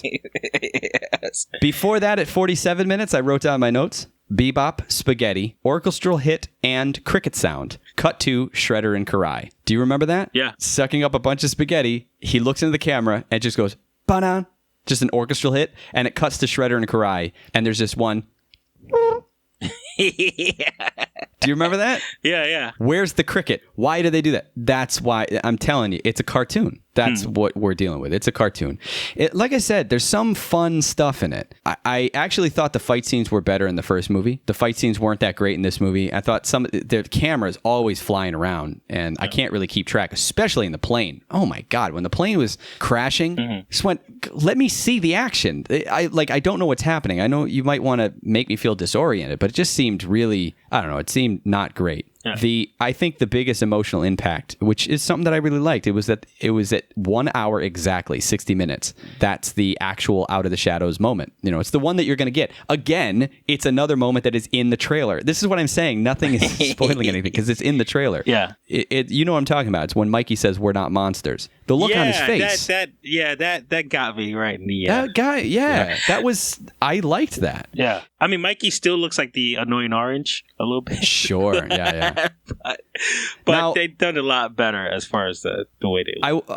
One thing that I kind of picked apart in the trailer was when they jumped out of the plane. Yeah. And the whole idea that Raph lands on the front and he's got his tongue sticking out and everything. Yeah. I hated that part still in the movie. However, the entire thing, and the kids loved it, by the way. And I think it's because they saw it in the trailer. They were waiting for it. They knew it, right? But everything leading up to it, I really liked. Donnie says something like, okay, we got a 30-second window. And you just see him. He's in the background. You're not even looking at him. He's just in the background. And he just he doesn't even jump. I think he just falls out the window. It just happened so quickly. It was kind of in the background. He just falls out. And Mikey's looking over and he goes, guys, Donnie just jumped. and Raph turns around. He's like, what? Donnie jumped? And the expression on his face that he's looking out, that Raph was really scared. In this movie, that was his claustrophobic moment. If you remember in the 1990, the original movie, Casey Jones is claustrophobic.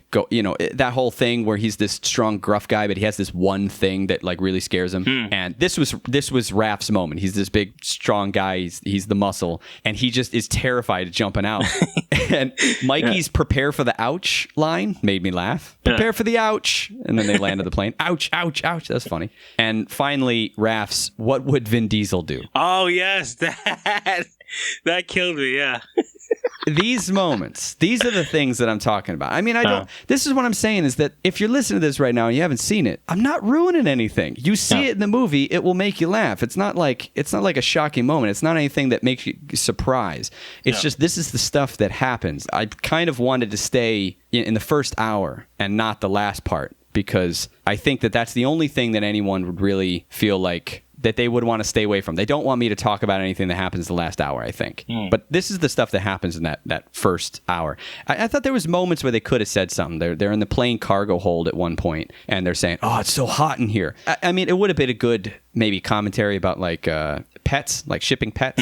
You know, there's dogs and everything that die a lot in cargo holds. And it's really kind of sad. They die from it being too hot. They literally die from being overheated. And this is in regular planes that go from one place to another. And they're in the cargo hold and they're like, oh, it's so hot. I think Raph says something like, that's because we're down here and not up there. Yeah. And I think it could have been a moment where maybe they looked over and they saw a dog or something like that. And like, I feel you, buddy, or something. You know what I'm saying? Like, it could have been something like that.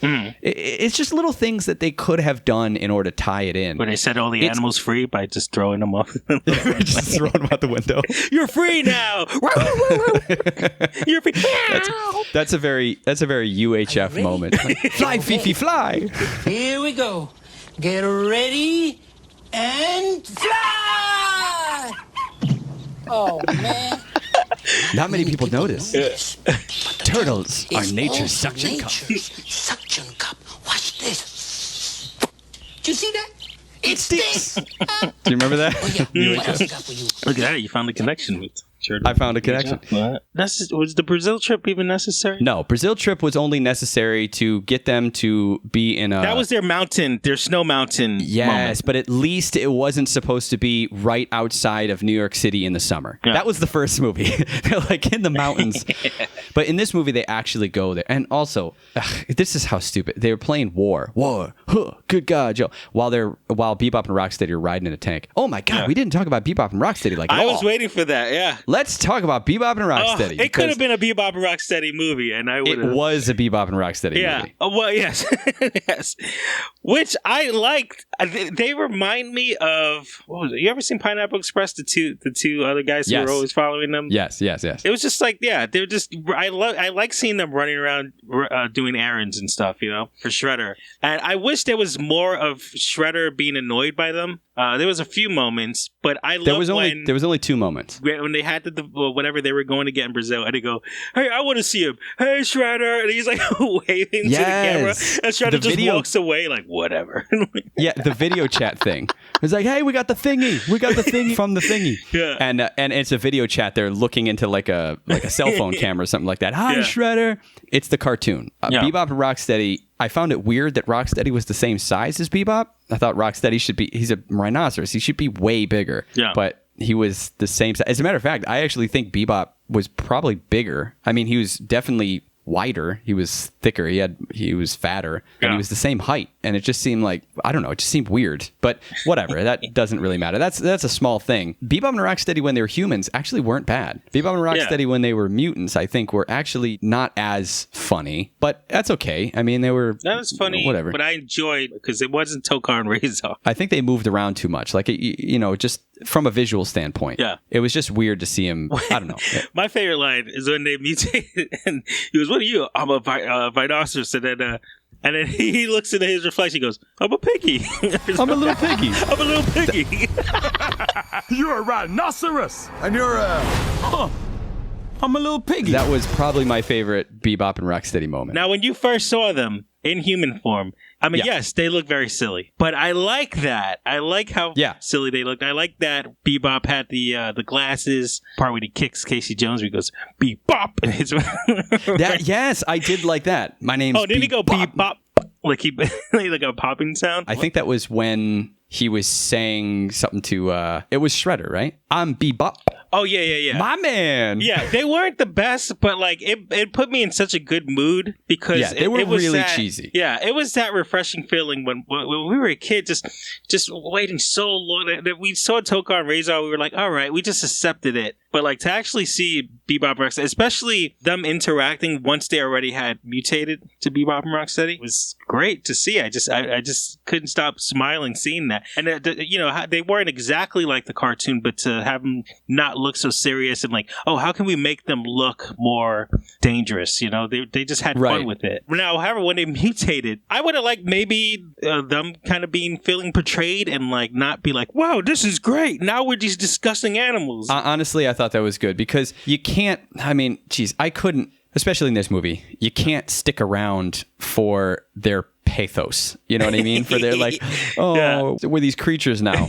It was just, that's true. They really liked it. And also, it seemed like a really painful transition. And I think I read this at one point. Someone that worked at ILM was saying that it's supposed to be a really painful transition, painful morphing, but Bebop keeps laughing because he can feel himself getting stronger. He knows that, they're getting powerful. And that's really all he wants. And that's all they say. At one point, they say, now that, Shredder, because they didn't know he was still around. And like, Shredder, he's, maybe we could rise up in the criminal underground and we could have our own Foot Clan. Maybe we could grow up and eventually have our own Leg Clan. It was things like that. Yeah. Also, like, okay. Seeing them at a bar made me really happy too. Like, I don't know why. Why? I don't know. I guess it's just like Bebop Rocksteady drinking at a bar. Like they're just the two characters that I think I just had I don't know, when they go, they're at their favorite bar. I just started thinking about my favorite bar. Yeah. They wouldn't go back to their favorite bar after they just broke out of a prison van. I like and of course, that's where they are. It was almost, you know what, now I'm thinking about it. They're idiots. They're it's like Beavis and Butthead in the movie or something. Yes. Like, they would be laughing during a situation like that. But then they pull their pants, like they look inside their, to check out their wieners. That. When they transform and they open up their pants and they look down, he's turned into a hog and he looks at his hog. Yeah. But I'm like, why? You're not going to use that anymore. Like, who are you? Like, your dating life is over. Like, that is it. Unless you like find a rhino. No, No, we're not getting into that. You're the Discovery Channel. You and me, baby, ain't nothing but mammals.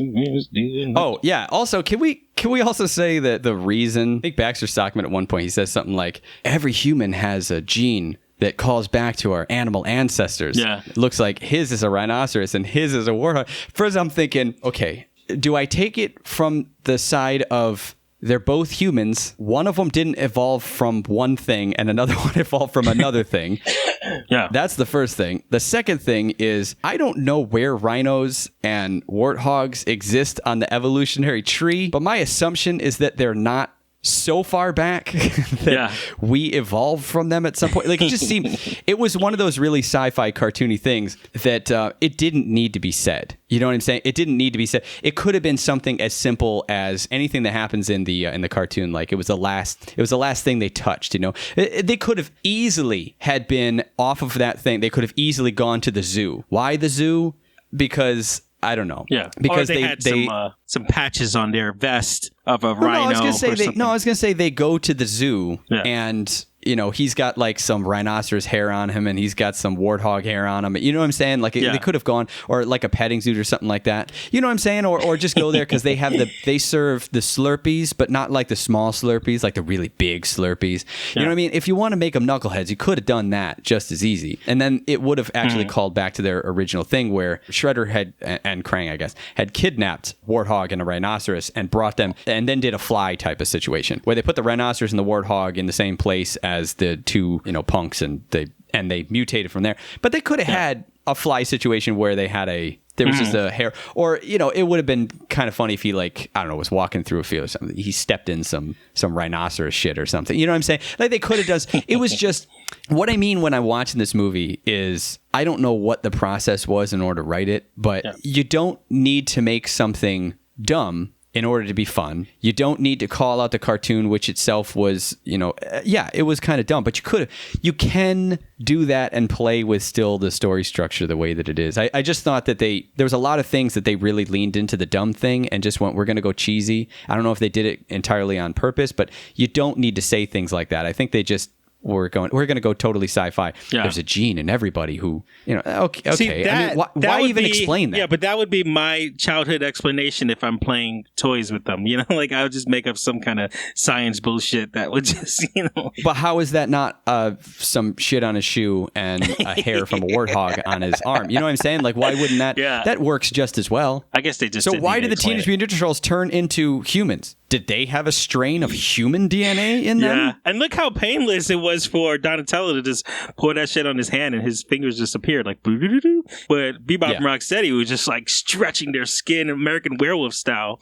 That was bizarre. Yeah, and it would have actually been kind of funny if Donatello had a little thing where when his hand turned back into if he just, I don't know, had like a tingly thing. Yeah. Like he tried to pick up something and he just couldn't pick it up. Like his hand was just a little numb. Like they could have played with that. But or he used his middle finger and said, I always wanted to do that. That would have been great. See, that would have been funny. Yeah. And that would have been a PG-13 thing. I've always wanted to do that. Well, I mean, they have 3 fingers, so they can do a middle finger. Yeah. But I don't know. Maybe it makes more sense. But yeah, no, you get my point. It's just Bebop and Rocksteady. I think were fun. They were a fun addition. They really played. I was kind of hoping that they were going to go the IDW comic book version, where they're idiots, but they are crazy. They're really strong. They, even in their human form, they get beaten up pretty badly, but they keep coming. I mean, they just don't stop. But they're stupid. Well, I got that when they had the tank from the trailer. Seeing Rocksteady rise up from the water with the tank, I was just like, oh my lord, that looks amazing. They look like it's a cool scene. Yeah, but then it didn't really pan out that well. The other thing I think the problem is, I feel like in the movie they said 6-foot turtles, right? But I think we said that they're probably more like 7 or 8 feet or something. And they're huge. They're monstrous turtles, and that was one of the problems of the first movie, was how could anything beat them? I mean, and they're bulletproof. They find that out. Hey, we're bulletproof. So what's the problem? Shredder turns 2 idiots into a rhinoceros and a warthog. So now it's 2 on 4. But the turtles are trained with a martial arts style, and they are the exact same size as Bebop and Rocksteady. And they have weapons. Yeah. It just seemed like they didn't do enough to set up that these guys were actually a threat. It wasn't. I mean, in the cartoon, Bebop and Rocksteady are much bigger. They're much stronger. That's very clear. And anytime that they can get kicked away, but really nothing really hurts them. How the turtles get away from them is they tie them up. They do all that sort of. They tie them up, they trip them, they trick them, they work as a team, and to defeat them. But Bebop and Rocksteady are much stronger. In the comic books, the turtles are smaller, and Bebop and Rocksteady are much bigger. And Rocksteady's huge, and he carries around a sledgehammer. It's that kind of thing where they are just indestructible. I think at one point in the comics, the mutanimals are there, and there's a bunch of mutants that are fighting Bebop and Rocksteady, and they're just getting beaten bad, but they keep coming. They keep doing stuff, and they actually like it. They actually think it's funny. They laugh. They're crazy. Yeah. They could have played that up a little bit more. I just didn't feel like they were much of a threat, which is fine. I mean, that's kind of the point, is that there is no threat in this movie. There's not much of a problem. That's why I think that the real heart of the movie is Mikey. The fact that he wants to be human, and he has that. I want to be where the people are. I want to see them dancing. I want to eat pizza on what is it called? The street. Yeah, I know what you're saying. But Bebop Rocksteady, I think, they were a really good addition. Yeah. How about Krang? Let's talk about Krang. Now, Krang looked more like a ball of intestines than a brain. Didn't look like a brain. Seeing him in CG, and the camera's always moving around. You don't really get a good look at him. Yeah. I did find it funny when he asks the robot to stuff him back in. Yeah. He's getting punched.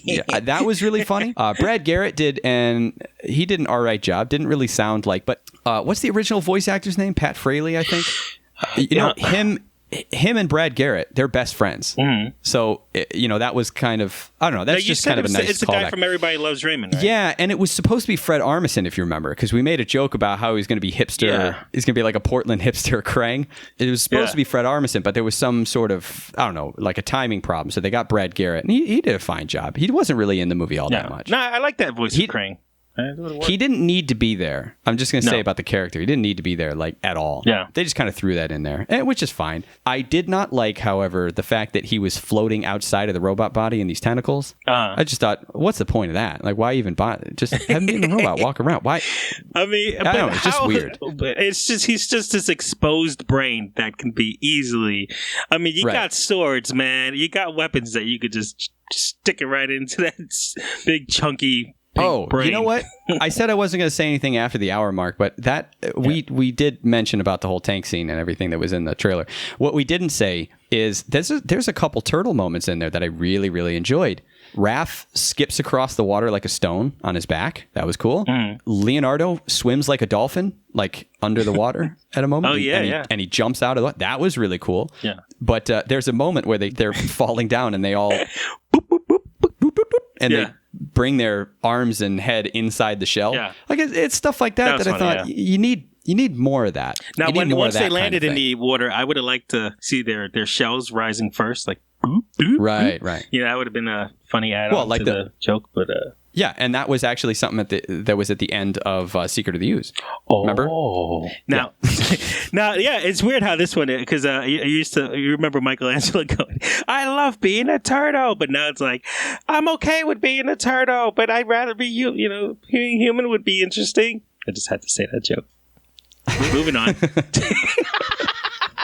I should have said that when we were talking about Michelangelo. But Casey had some funny moments. I liked where he was fighting and where she says, "Who are you?" And he says, "Where you on?" Oh yeah, that was what? Fun. I'm Casey Jones. I can't hear you.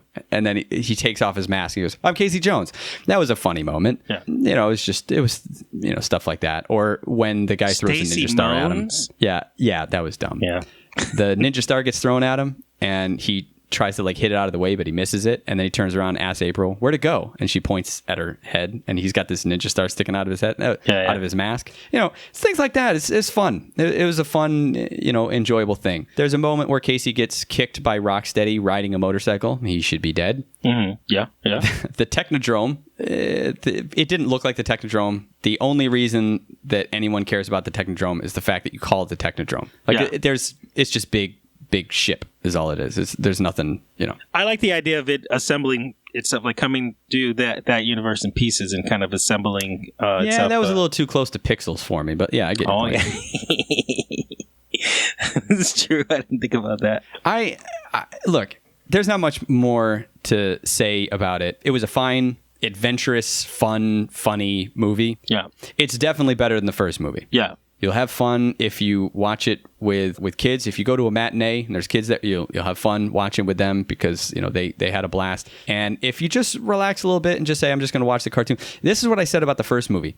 I don't care which way you go. If you're going to go cartoon, go cartoon. If you're going to go Dark Knight type of thing, go Dark Knight. If you're going to ride the line that the original 1990 movie did, which I think it did. I think it rode a line between being serious and being comic booky and being cartoony, and I think it rode a perfect line there. If you're going to do that, do that. It didn't do any of those, the first movie. It just didn't know what it wanted to be. This movie at least knows what it wants to be, and it made good on that. It is exactly what I said in the first review. I remember saying that I just think if you start out like this, the second movie is just going to take this thing and it's going to make it bigger. They did do that. They made it sillier. They made it more cartoony. But in a weird way, it was actually more to the benefit. The director seems like he has a love for the material. The writers seem like they have a love for the material at some level, or at least a knowledge of it. This was a new director, same writer. It's a new director. The director of Earth to Echo. I think his name was Dave Green. It was fine. It was enjoyable. I don't think you need... I mean, you could watch it on Netflix. There's nothing really that you need to see on the big screen, really. Yeah. The thing that I would say is it was funny. One thing I was kind of disappointed about was afterwards... I remember watching Ninja Turtle movies as a kid, and afterwards, I'm jumping in the streets, karate chopping everything. My nephew? Not really. Because I don't think there was a lot of ninja aspects of it. Look, kids will like it because it's a cartoon, but kids aren't going to like it and want to be them, I don't think. The cartoon, they will. If the kids that go watch this movie watch the Nickelodeon cartoon, they will like this movie because it plays off of that. It's kind of a throwaway thing. I think that they righted the ship. I think that they fixed a lot of the problems that were in the first movie, and I just hope that the third movie, they'll play more of a 1990s, middle of the road type of thing. They should have started cartoon and gone more serious over time. They should have done the Harry Potter thing. Start out kid-like and then go serious. If that's the way they do it, I think it'll be good. I agree. What about you?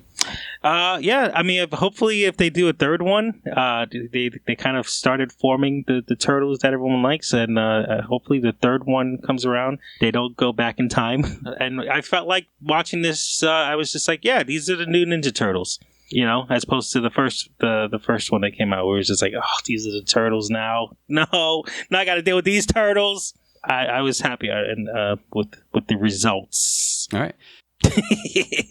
In conclusion, by the way, I don't think we said much about the designs, the visual stuff. What do you think about it? What, the overall the way the turtles looked and stuff? Or yeah. They definitely smoothed them out. They looked a little more like themselves. Of course, they can't just do just a recreation of the characters. So not anymore. No, they can't. Yeah. So they look like the old guys, the old characters from the first one, but they changed a little things, made him a little more rounder, I think, a little more cartoony looking.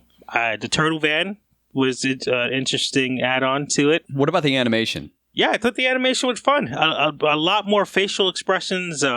My favorite character, I think, right now is Donatello. I think Donatello is just this fun. I was going to talk about Donatello because I think that I personally think Mikey steals the show, but they really gave Donatello much more. Like the first one, I enjoyed Donatello in the first movie. Mostly because he was kind of the Mikey. I mean, Mike was annoying in the first one, the 2014, movie, and Donnie was funny. One of my favorite moments of that movie is when he launches the car over him, and it's just a slow motion, and you're just seeing Donnie just laughing. He's just so happy that he got to do something fun.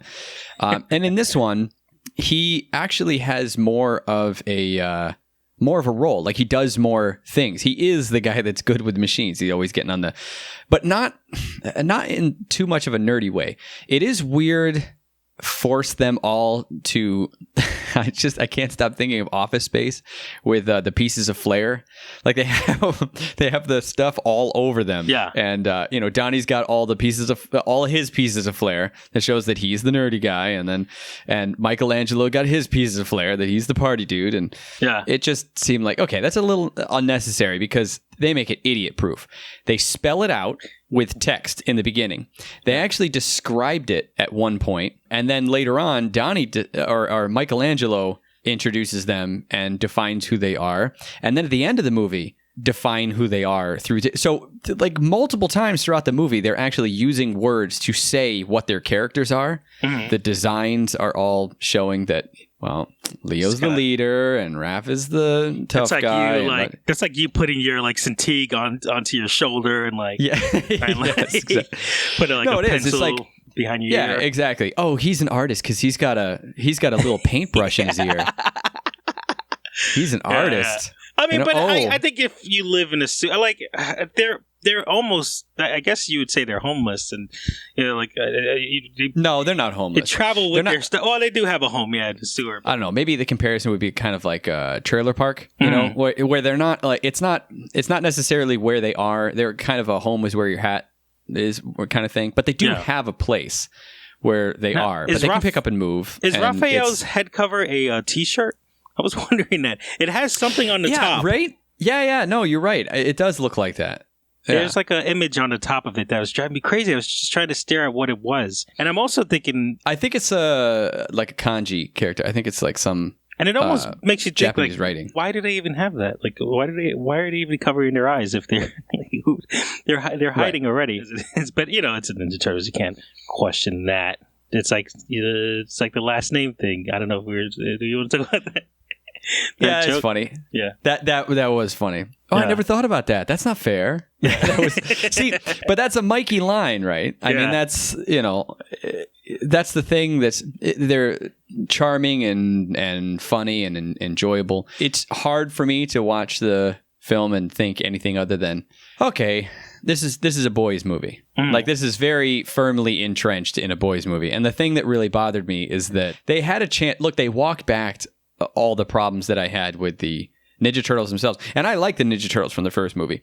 I just, I wanted more of them. I thought that they needed to establish their characters a little bit better. And they did that. Like I said, it's not important, really, who the villain is. I mean, there's Shredder's there, Krang's in there, Bebop and Rocksteady are in there. That's true. You spend the most amount of time with Bebop and Rocksteady. I would mostly say the Bebop and Rocksteady are the villains. There's the one that keeps stopping. Shredder is useless. Shredder does nothing. Yeah. Krang is useless and does nothing. Shredder was basically really disappointing. Shredder, it just all the human characters. I just felt like, what's the point of you even being? I will say though that I laughed at one moment for Vern, and this was really the only reason that I said that I liked his character just a little bit. I mean, I hated his character, but I just thought it was funny because they at least put him in one position where he has to go into a place and he has to look for like a I don't know, like a security footage or something like that. Yeah. You know what I'm talking about, right? Yeah. That was a funny and gag. he's talking to himself. He's like, come on, Vern, you used to be a cameraman. Where would the cameras be? And he's like looking around. Okay, so he references he's a cameraman, and he's, that's part of his character. When finally the joke pays off, the look on his face, I mean, that's why you get Will Arnett. He was funny. Yeah. That was a really funny moment. I laughed at it. I thought it was enjoyable. This is why I feel really bad about this, is that I just wish that they would give Megan Fox as April O'Neil. I wish they would give her something to be like either funny or like that. What was it? The Sandy Moans or whatever? Is that? Or I forget what the first name was. But that was supposed to be a laugh line for her and Stacey Casey Jones. Moans. But Stacey Moans. But see, that's a laugh line. The Casey got the laugh, not her. Yeah. And I don't know if it was her line delivery or if it. But the thing is, that joke itself was not very funny. Just by itself. And I think that a lot of the comedy comes from situational stuff. Like, you know this person and, oh, this happened. I could have seen that coming. And, it's setup and payoff, right? The thing is, there's no setup with her because what is she? Is she's like an undercover agent? Is she a reporter? One single time does she get in front of the camera and do a news report and go, who are you reporting for? Yeah. I was like, oh, did she get her job back? Or like... It seemed like they really brushed her under the rug. And the same thing with Splinter, to be honest. Splinter was just useless. He was just standing around. There was even a moment where he was, hello, is it me you're looking for? Yeah. I mean, whatever. They're going with the playful thing, and that's fine. They play the classic song in the credits, which is great. But it's a mashup with Ninja Rap, and I thought that was cool. That was fun. Yeah, it was neat. But, I mean, that's the point, right? Definitely not the greatest. It's kind of like what we talked about Jungle Book, how the Jungle Book in the beginning started out with a 1990 hand-drawn thing, and the end had the book. It was like, it was showing you what its inspirations were. And I think that end song kind of makes sense, that it was a mashup of the 1987 cartoon mashed up with Ninja Rap with Vanilla Ice from Secret of the Ooze. I mean, it makes sense. Now, but also just the reactions of the turtles, they have fear of just humans judging them and stuff like that, and like, but it's just like humans look at them like, ugh, like they don't look at them like, oh my god, like screaming. Yeah, well, no, they did once, the monsters line. I mean, that was... Oh, well, they said they're monsters. But like, when they ran out, the chief of the police, she just goes like, Casey Jones, like, you have lots of explaining to do. What is she, Ricky Ricardo?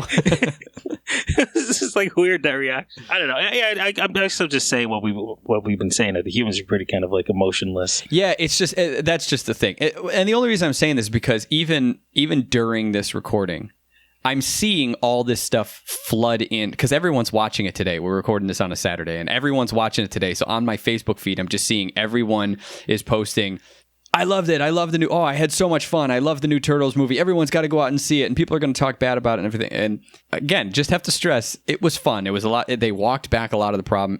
This should have been the first movie. If this is what they were going to do, this should have been the first movie.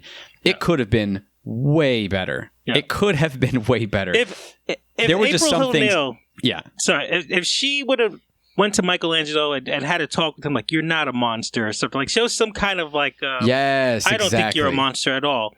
Just kind of like a nice moment like that with her, where it's just like, it was just always. There was a line. Was there? There was a line. I got my notes here. Let me go back and look at it. There was a line, but it was delivered so poorly, and it was in such a weird moment. It was that... like, if they made it a Frankenstein kind of situation, that'd be interesting. Well, sure. I mean, I don't know. It was just weird things. Like, even when they were talking about the neutronium, they were like, a portal's going to open up. What's coming through it from the other side? And then they look up. Why are you looking up? It was just weird things like, why are you looking up?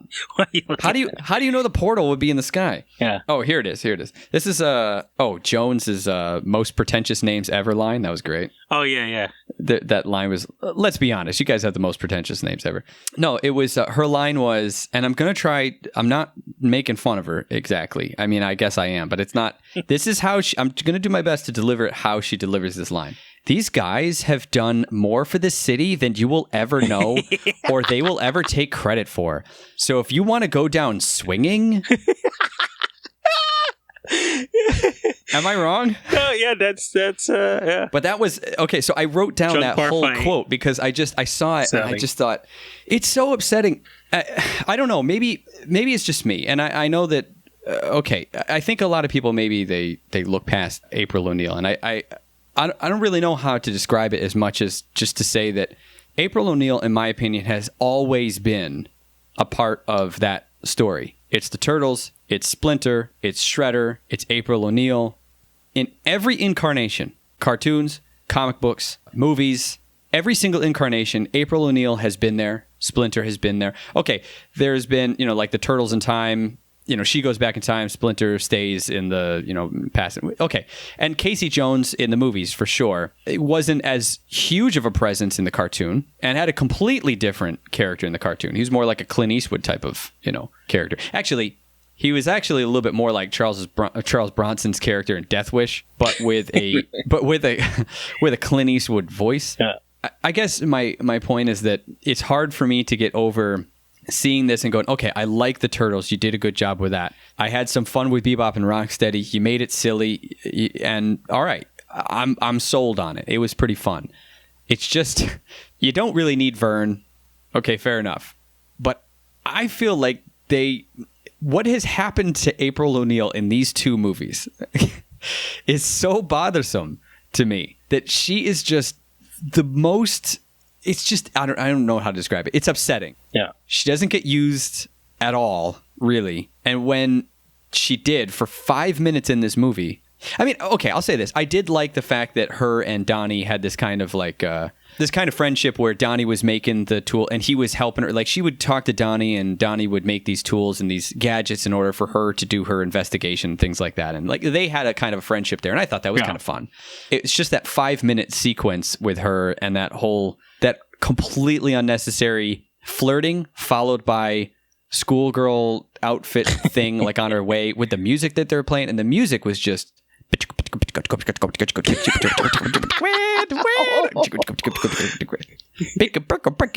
was just it made no sense. It was just noises. It was just techno. It was like the Transformers soundtrack that it doesn't stand out. And I feel like the Turtles need a theme. I feel like if you're going to go cartoon, they should have a theme. And okay, fair enough. They went back to the original cartoon theme, written by Chuck Lorre, by the way. That's at the end of the film, but in the movie they have no theme. It just seems strange. Before it would just go. There you go. Yeah. Whenever they were like, "Let's go."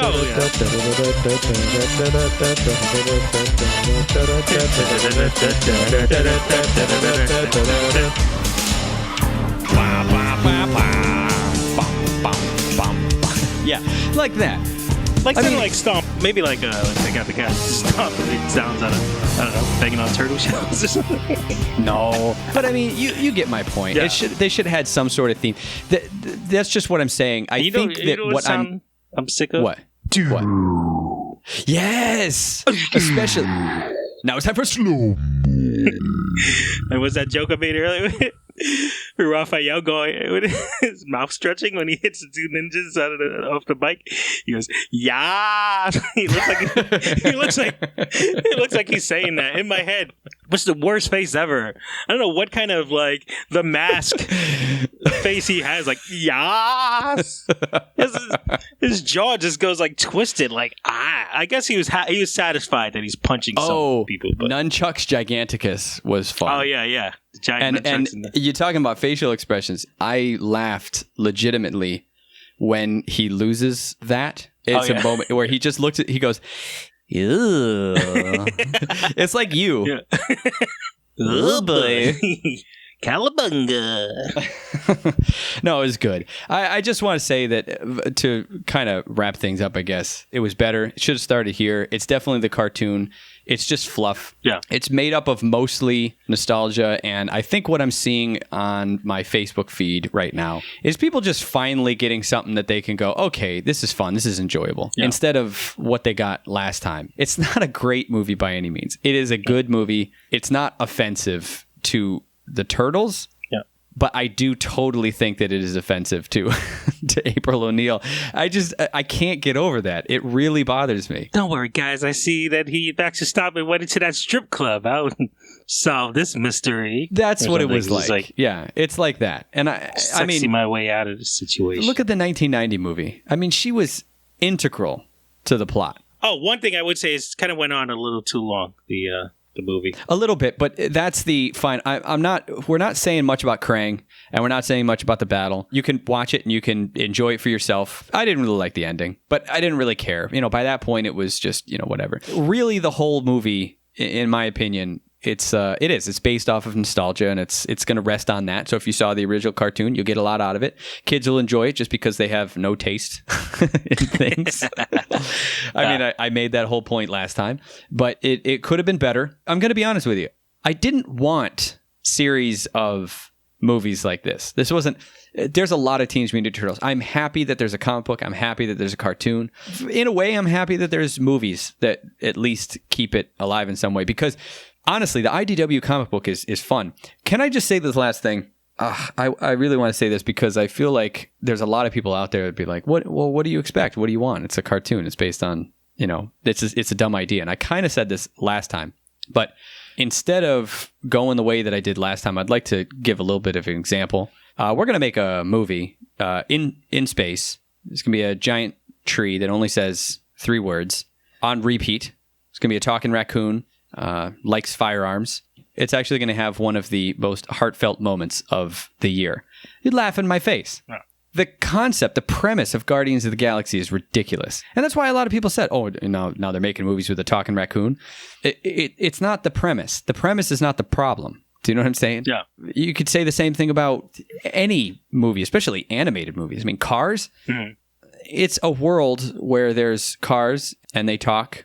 And there's a guy who is on a racing circuit, and he gets stuck out on a place in Route 66 in like a small town for speeding. I don't want to say it's a dumb idea, but it's just, my point is that you can make anything sound stupid. Any comic book, there's any horror movie, really.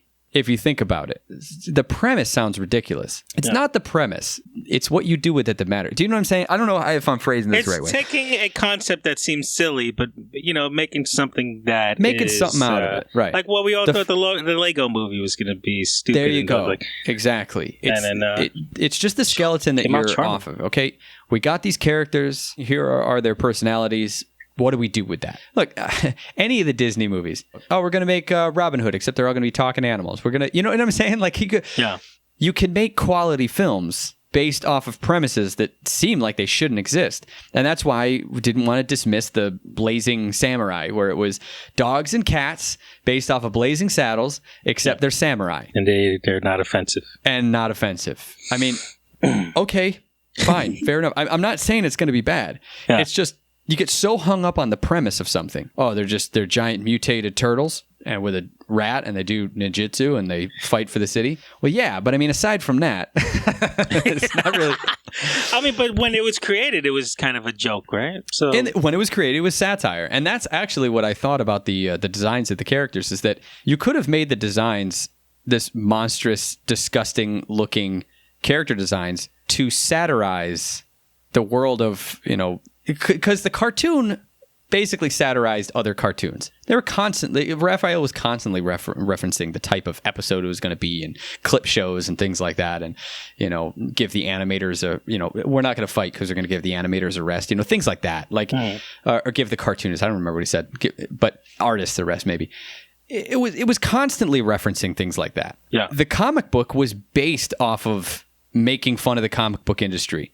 The ridiculousness of having a Frank Miller's dark take on Daredevil. At the time, they were making fun of the idea. He's still a blind superhero who has like superpowers, and he's fighting Ninja Clan in New York City. That's a silly idea. And they kind of made fun of it. And also X-Men, mutants were really popular. So they just kind of pushed the two together, forced it into a book, and boom, people making fun of stuff. And there were some issues of that comic book that were actually really cool. And they did some really neat things, like when Leonardo goes temporarily blind and having the entire issue, he sees things in silhouettes. That's a cool idea but the thing is, it doesn't need to be done in a Turtles comic book. It could have been done in anything. And that's my point.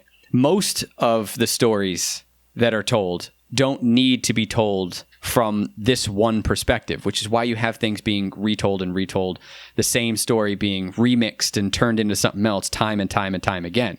I just reject the idea that because of the concept that it can't be good. The reason I think I like the Turtles is because there are no rules. I mean, there are certain rules that confine you into and maybe that's why I like comic books, because you can pretty much do anything in it, which means that the storytelling possibilities are limitless. And I kind of like being surprised by good storytelling and good messages and things like that. I like the cartoon, the monster of the week type of thing. The movie was fun because the 1990 movie told an entire story about family. The thread through the beginning of the movie all the way to the end of the movie was family. Fathers, sons, fathers, daughters. Runaways, people who didn't have families, surrogate fathers, surrogate parents, people whose family members had died and were holding on to the past or had just given up on the past and were, you know what I'm saying? Like everything was dealing with family. The entire film. It doesn't make it a masterpiece. It makes it competent storytelling to the point where when you get to the end of it, you go, okay, I get it. I know what you're trying to tell me now. I feel the bond between these people. I feel the friendship between these other people. I feel, you know what I'm saying? You feel all of that. Mm-hmm. You can do that in any movie. Do you remember last time we did the review, we talked about Street Sharks and said that if it was a Street Sharks movie, it could have been good? Yeah. I don't really know why exactly. I think it was obviously because we didn't really care about the characters all that much. But the other thing was that if you're not going off of nostalgia, you don't have to do certain things. Like I was bothered that they made Splinter just get straight up beat on his first fight. But if they had a typical type character that I have no nostalgia for, if that just happened in a regular movie, I might not be bothered by it. Exactly. Because there's not this long history of what that character is supposed to be. So that was me bringing some of my baggage in there. I still think that it was a little ridiculous because, you know, I mean, how are the Turtles supposed to fight if they learned from a guy who learned from a book who got legitimately beat by an actual ninja in a robot suit? I mean, how, you know what I'm saying? Like it didn't really make a lot of story structure sense. It just seemed like then what, they're only going to beat him because they're giant monsters and there's 4 of them versus 1. That's pretty much it. And then, okay, April O'Neil comes in. She kicks him. Kicking a giant robot is not going to do anything. I'm sorry. But, you know, I mean, it's like kicking a brick wall. You know? Like a kick a brick. She should have broken her foot and then fallen to her death if that was reality. Yeah. But, you know what I'm saying? It was a weird moment that kind of was just wedged in. And it didn't play by the rules of setup and payoff. And so, yes, you'll have fun in the movie. Yes, there will be another movie that they'll make, and it's possible that you can make some really fun, good movies after this. I hated X-Men 3. I really liked X-Men Days of Future Past, and they pretty much just forgot that X-Men 3 even existed. I liked X-Men 2. X-Men 3 came along and, you know, ruined it. You know what I'm saying? They do the same thing with Spider-Man and the various Spider-Men sequels. Sounds like a great comic. Spider-Man and the various Spider-Men. I mean, look what they did with Shredder. He's not even the same actor. Yeah. He looks completely different, and they didn't even use him. That was weird. But I think there's a quality movie in there somewhere. And I think people's expectations, including mine, were so low that they were just able to have some fun with this one. And I had some fun with this one. Yeah. I'm not trashing the movie. I'm not. I'm a huge Turtles fan, but when we talk about movies, we also talk about story structure. We talk about things. We talk about animation. We talk about the look. We talk about all that stuff. There's a lot of people who are looking at it going, this is fun. This is a good movie. Coming off of just watching The Jungle Book, this is not a good movie. Do you know what I'm saying? Yeah. That movie had talking animals that sang songs. And do you know what I'm saying? The premise is very, I'm not saying it's similar, but I mean, it's just as similarly silly. In a realistic world, using motion capture, performance capture, CG, a real kid and that one had profound message, great story structure, one that started one place. It was a travel. It was one theme throughout the entire movie, and that was acceptance. And this one, the only theme that it really had was for Mikey. Everybody else nobody progressed. April didn't learn anything. Splinter didn't learn anything. None of the villains learned anything. I actually like Baxter Stockman. I don't think I said that. I think I mentioned that I kind of liked him, but he was having fun with it, and I actually thought he did. He was also remind me of a Sherman Klump from the from the Nutty Professor movies. Oh, sure. Well, yeah, he was also likable. I will say he was not likable, that was a good movie, I felt like there was, I don't know, well, he was just kind of wasted. Like, I was expecting something to happen with his character more, and it was just kind of, like, he didn't seem like a bad person. The story is still out for him. I think it's a setup type scenario.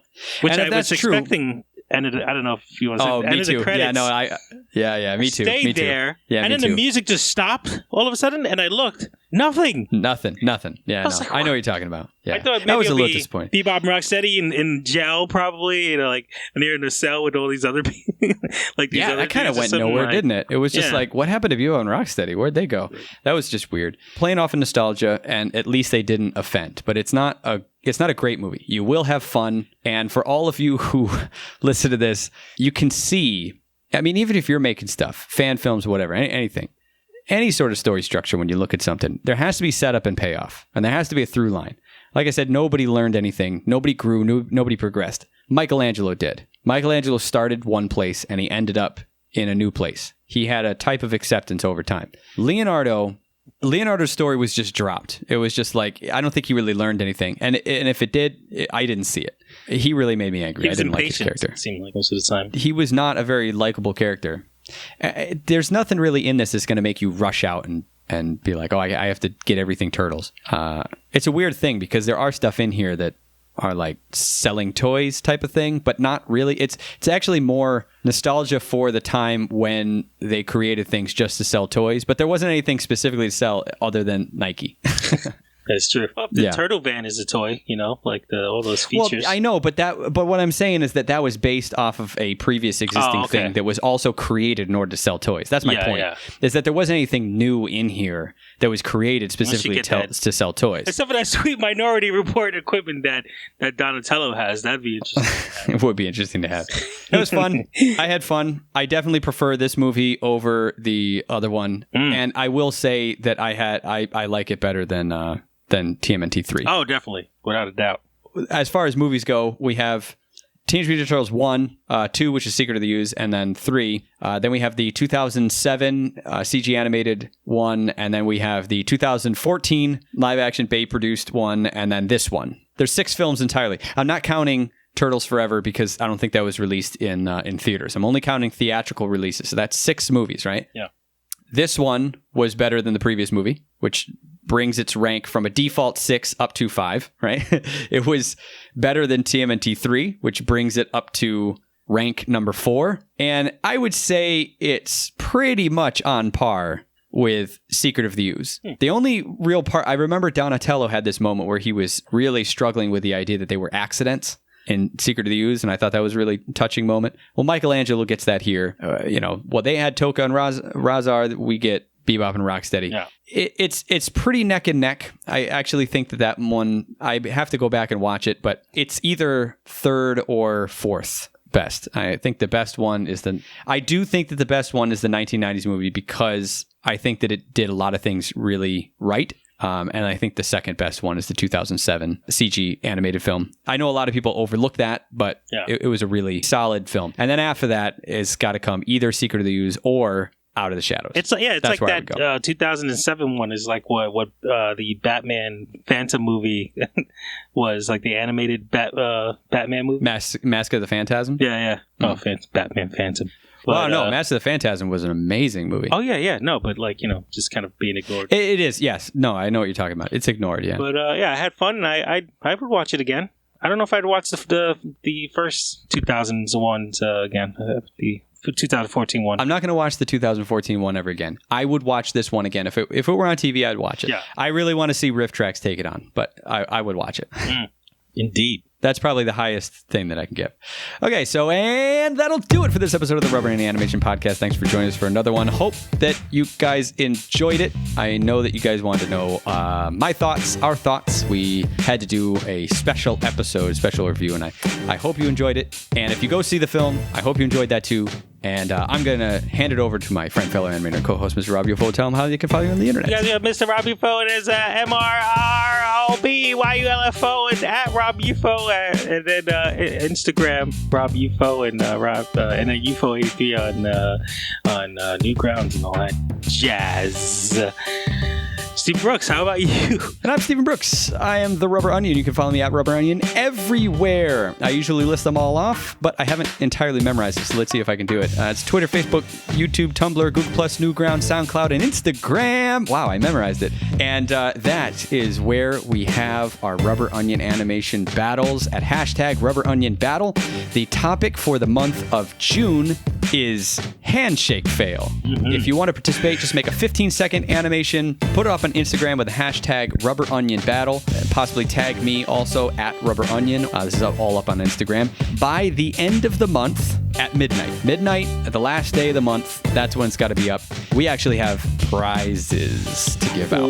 We are going to talk about all of your awesome submissions next week. That was for the month of May. That one was Angry Flowers. That's all done. If you want to vote for your favorite, go on YouTube or go on rubberin.com/blog and look for that blog post and vote for your favorite. Some people have already voted. We'll talk about all those next week. Don't forget to pre-order my book, Tradigital Animate CC, on Amazon. The link is there on the right-hand side if you're listening to this on rubberin.com. If you're not, you can just search for it. I'm there. Also, we have an app on the App Store. That's Rubber Onion, all one word, RUBBERONION, on the Google Play Store. If you want to support Rubber Onion, check me out on Patreon. If you want to support Rubber Onion without giving me money, go rate and review us up on iTunes. Again, that's RUBBERONION, all one word. The place to go for all things Rubber Onion is rubberonion.com, where you can check out the blog and the podcast posts and all that sort of thing. I am making some headway on the forum and the new website. I'm still putting that together, but it is coming along little by little, but it is getting done. If you like this show, subscribe to it. Tell your friends about it. And don't forget to say hi. Goodbye. You did it. You made it, Steven.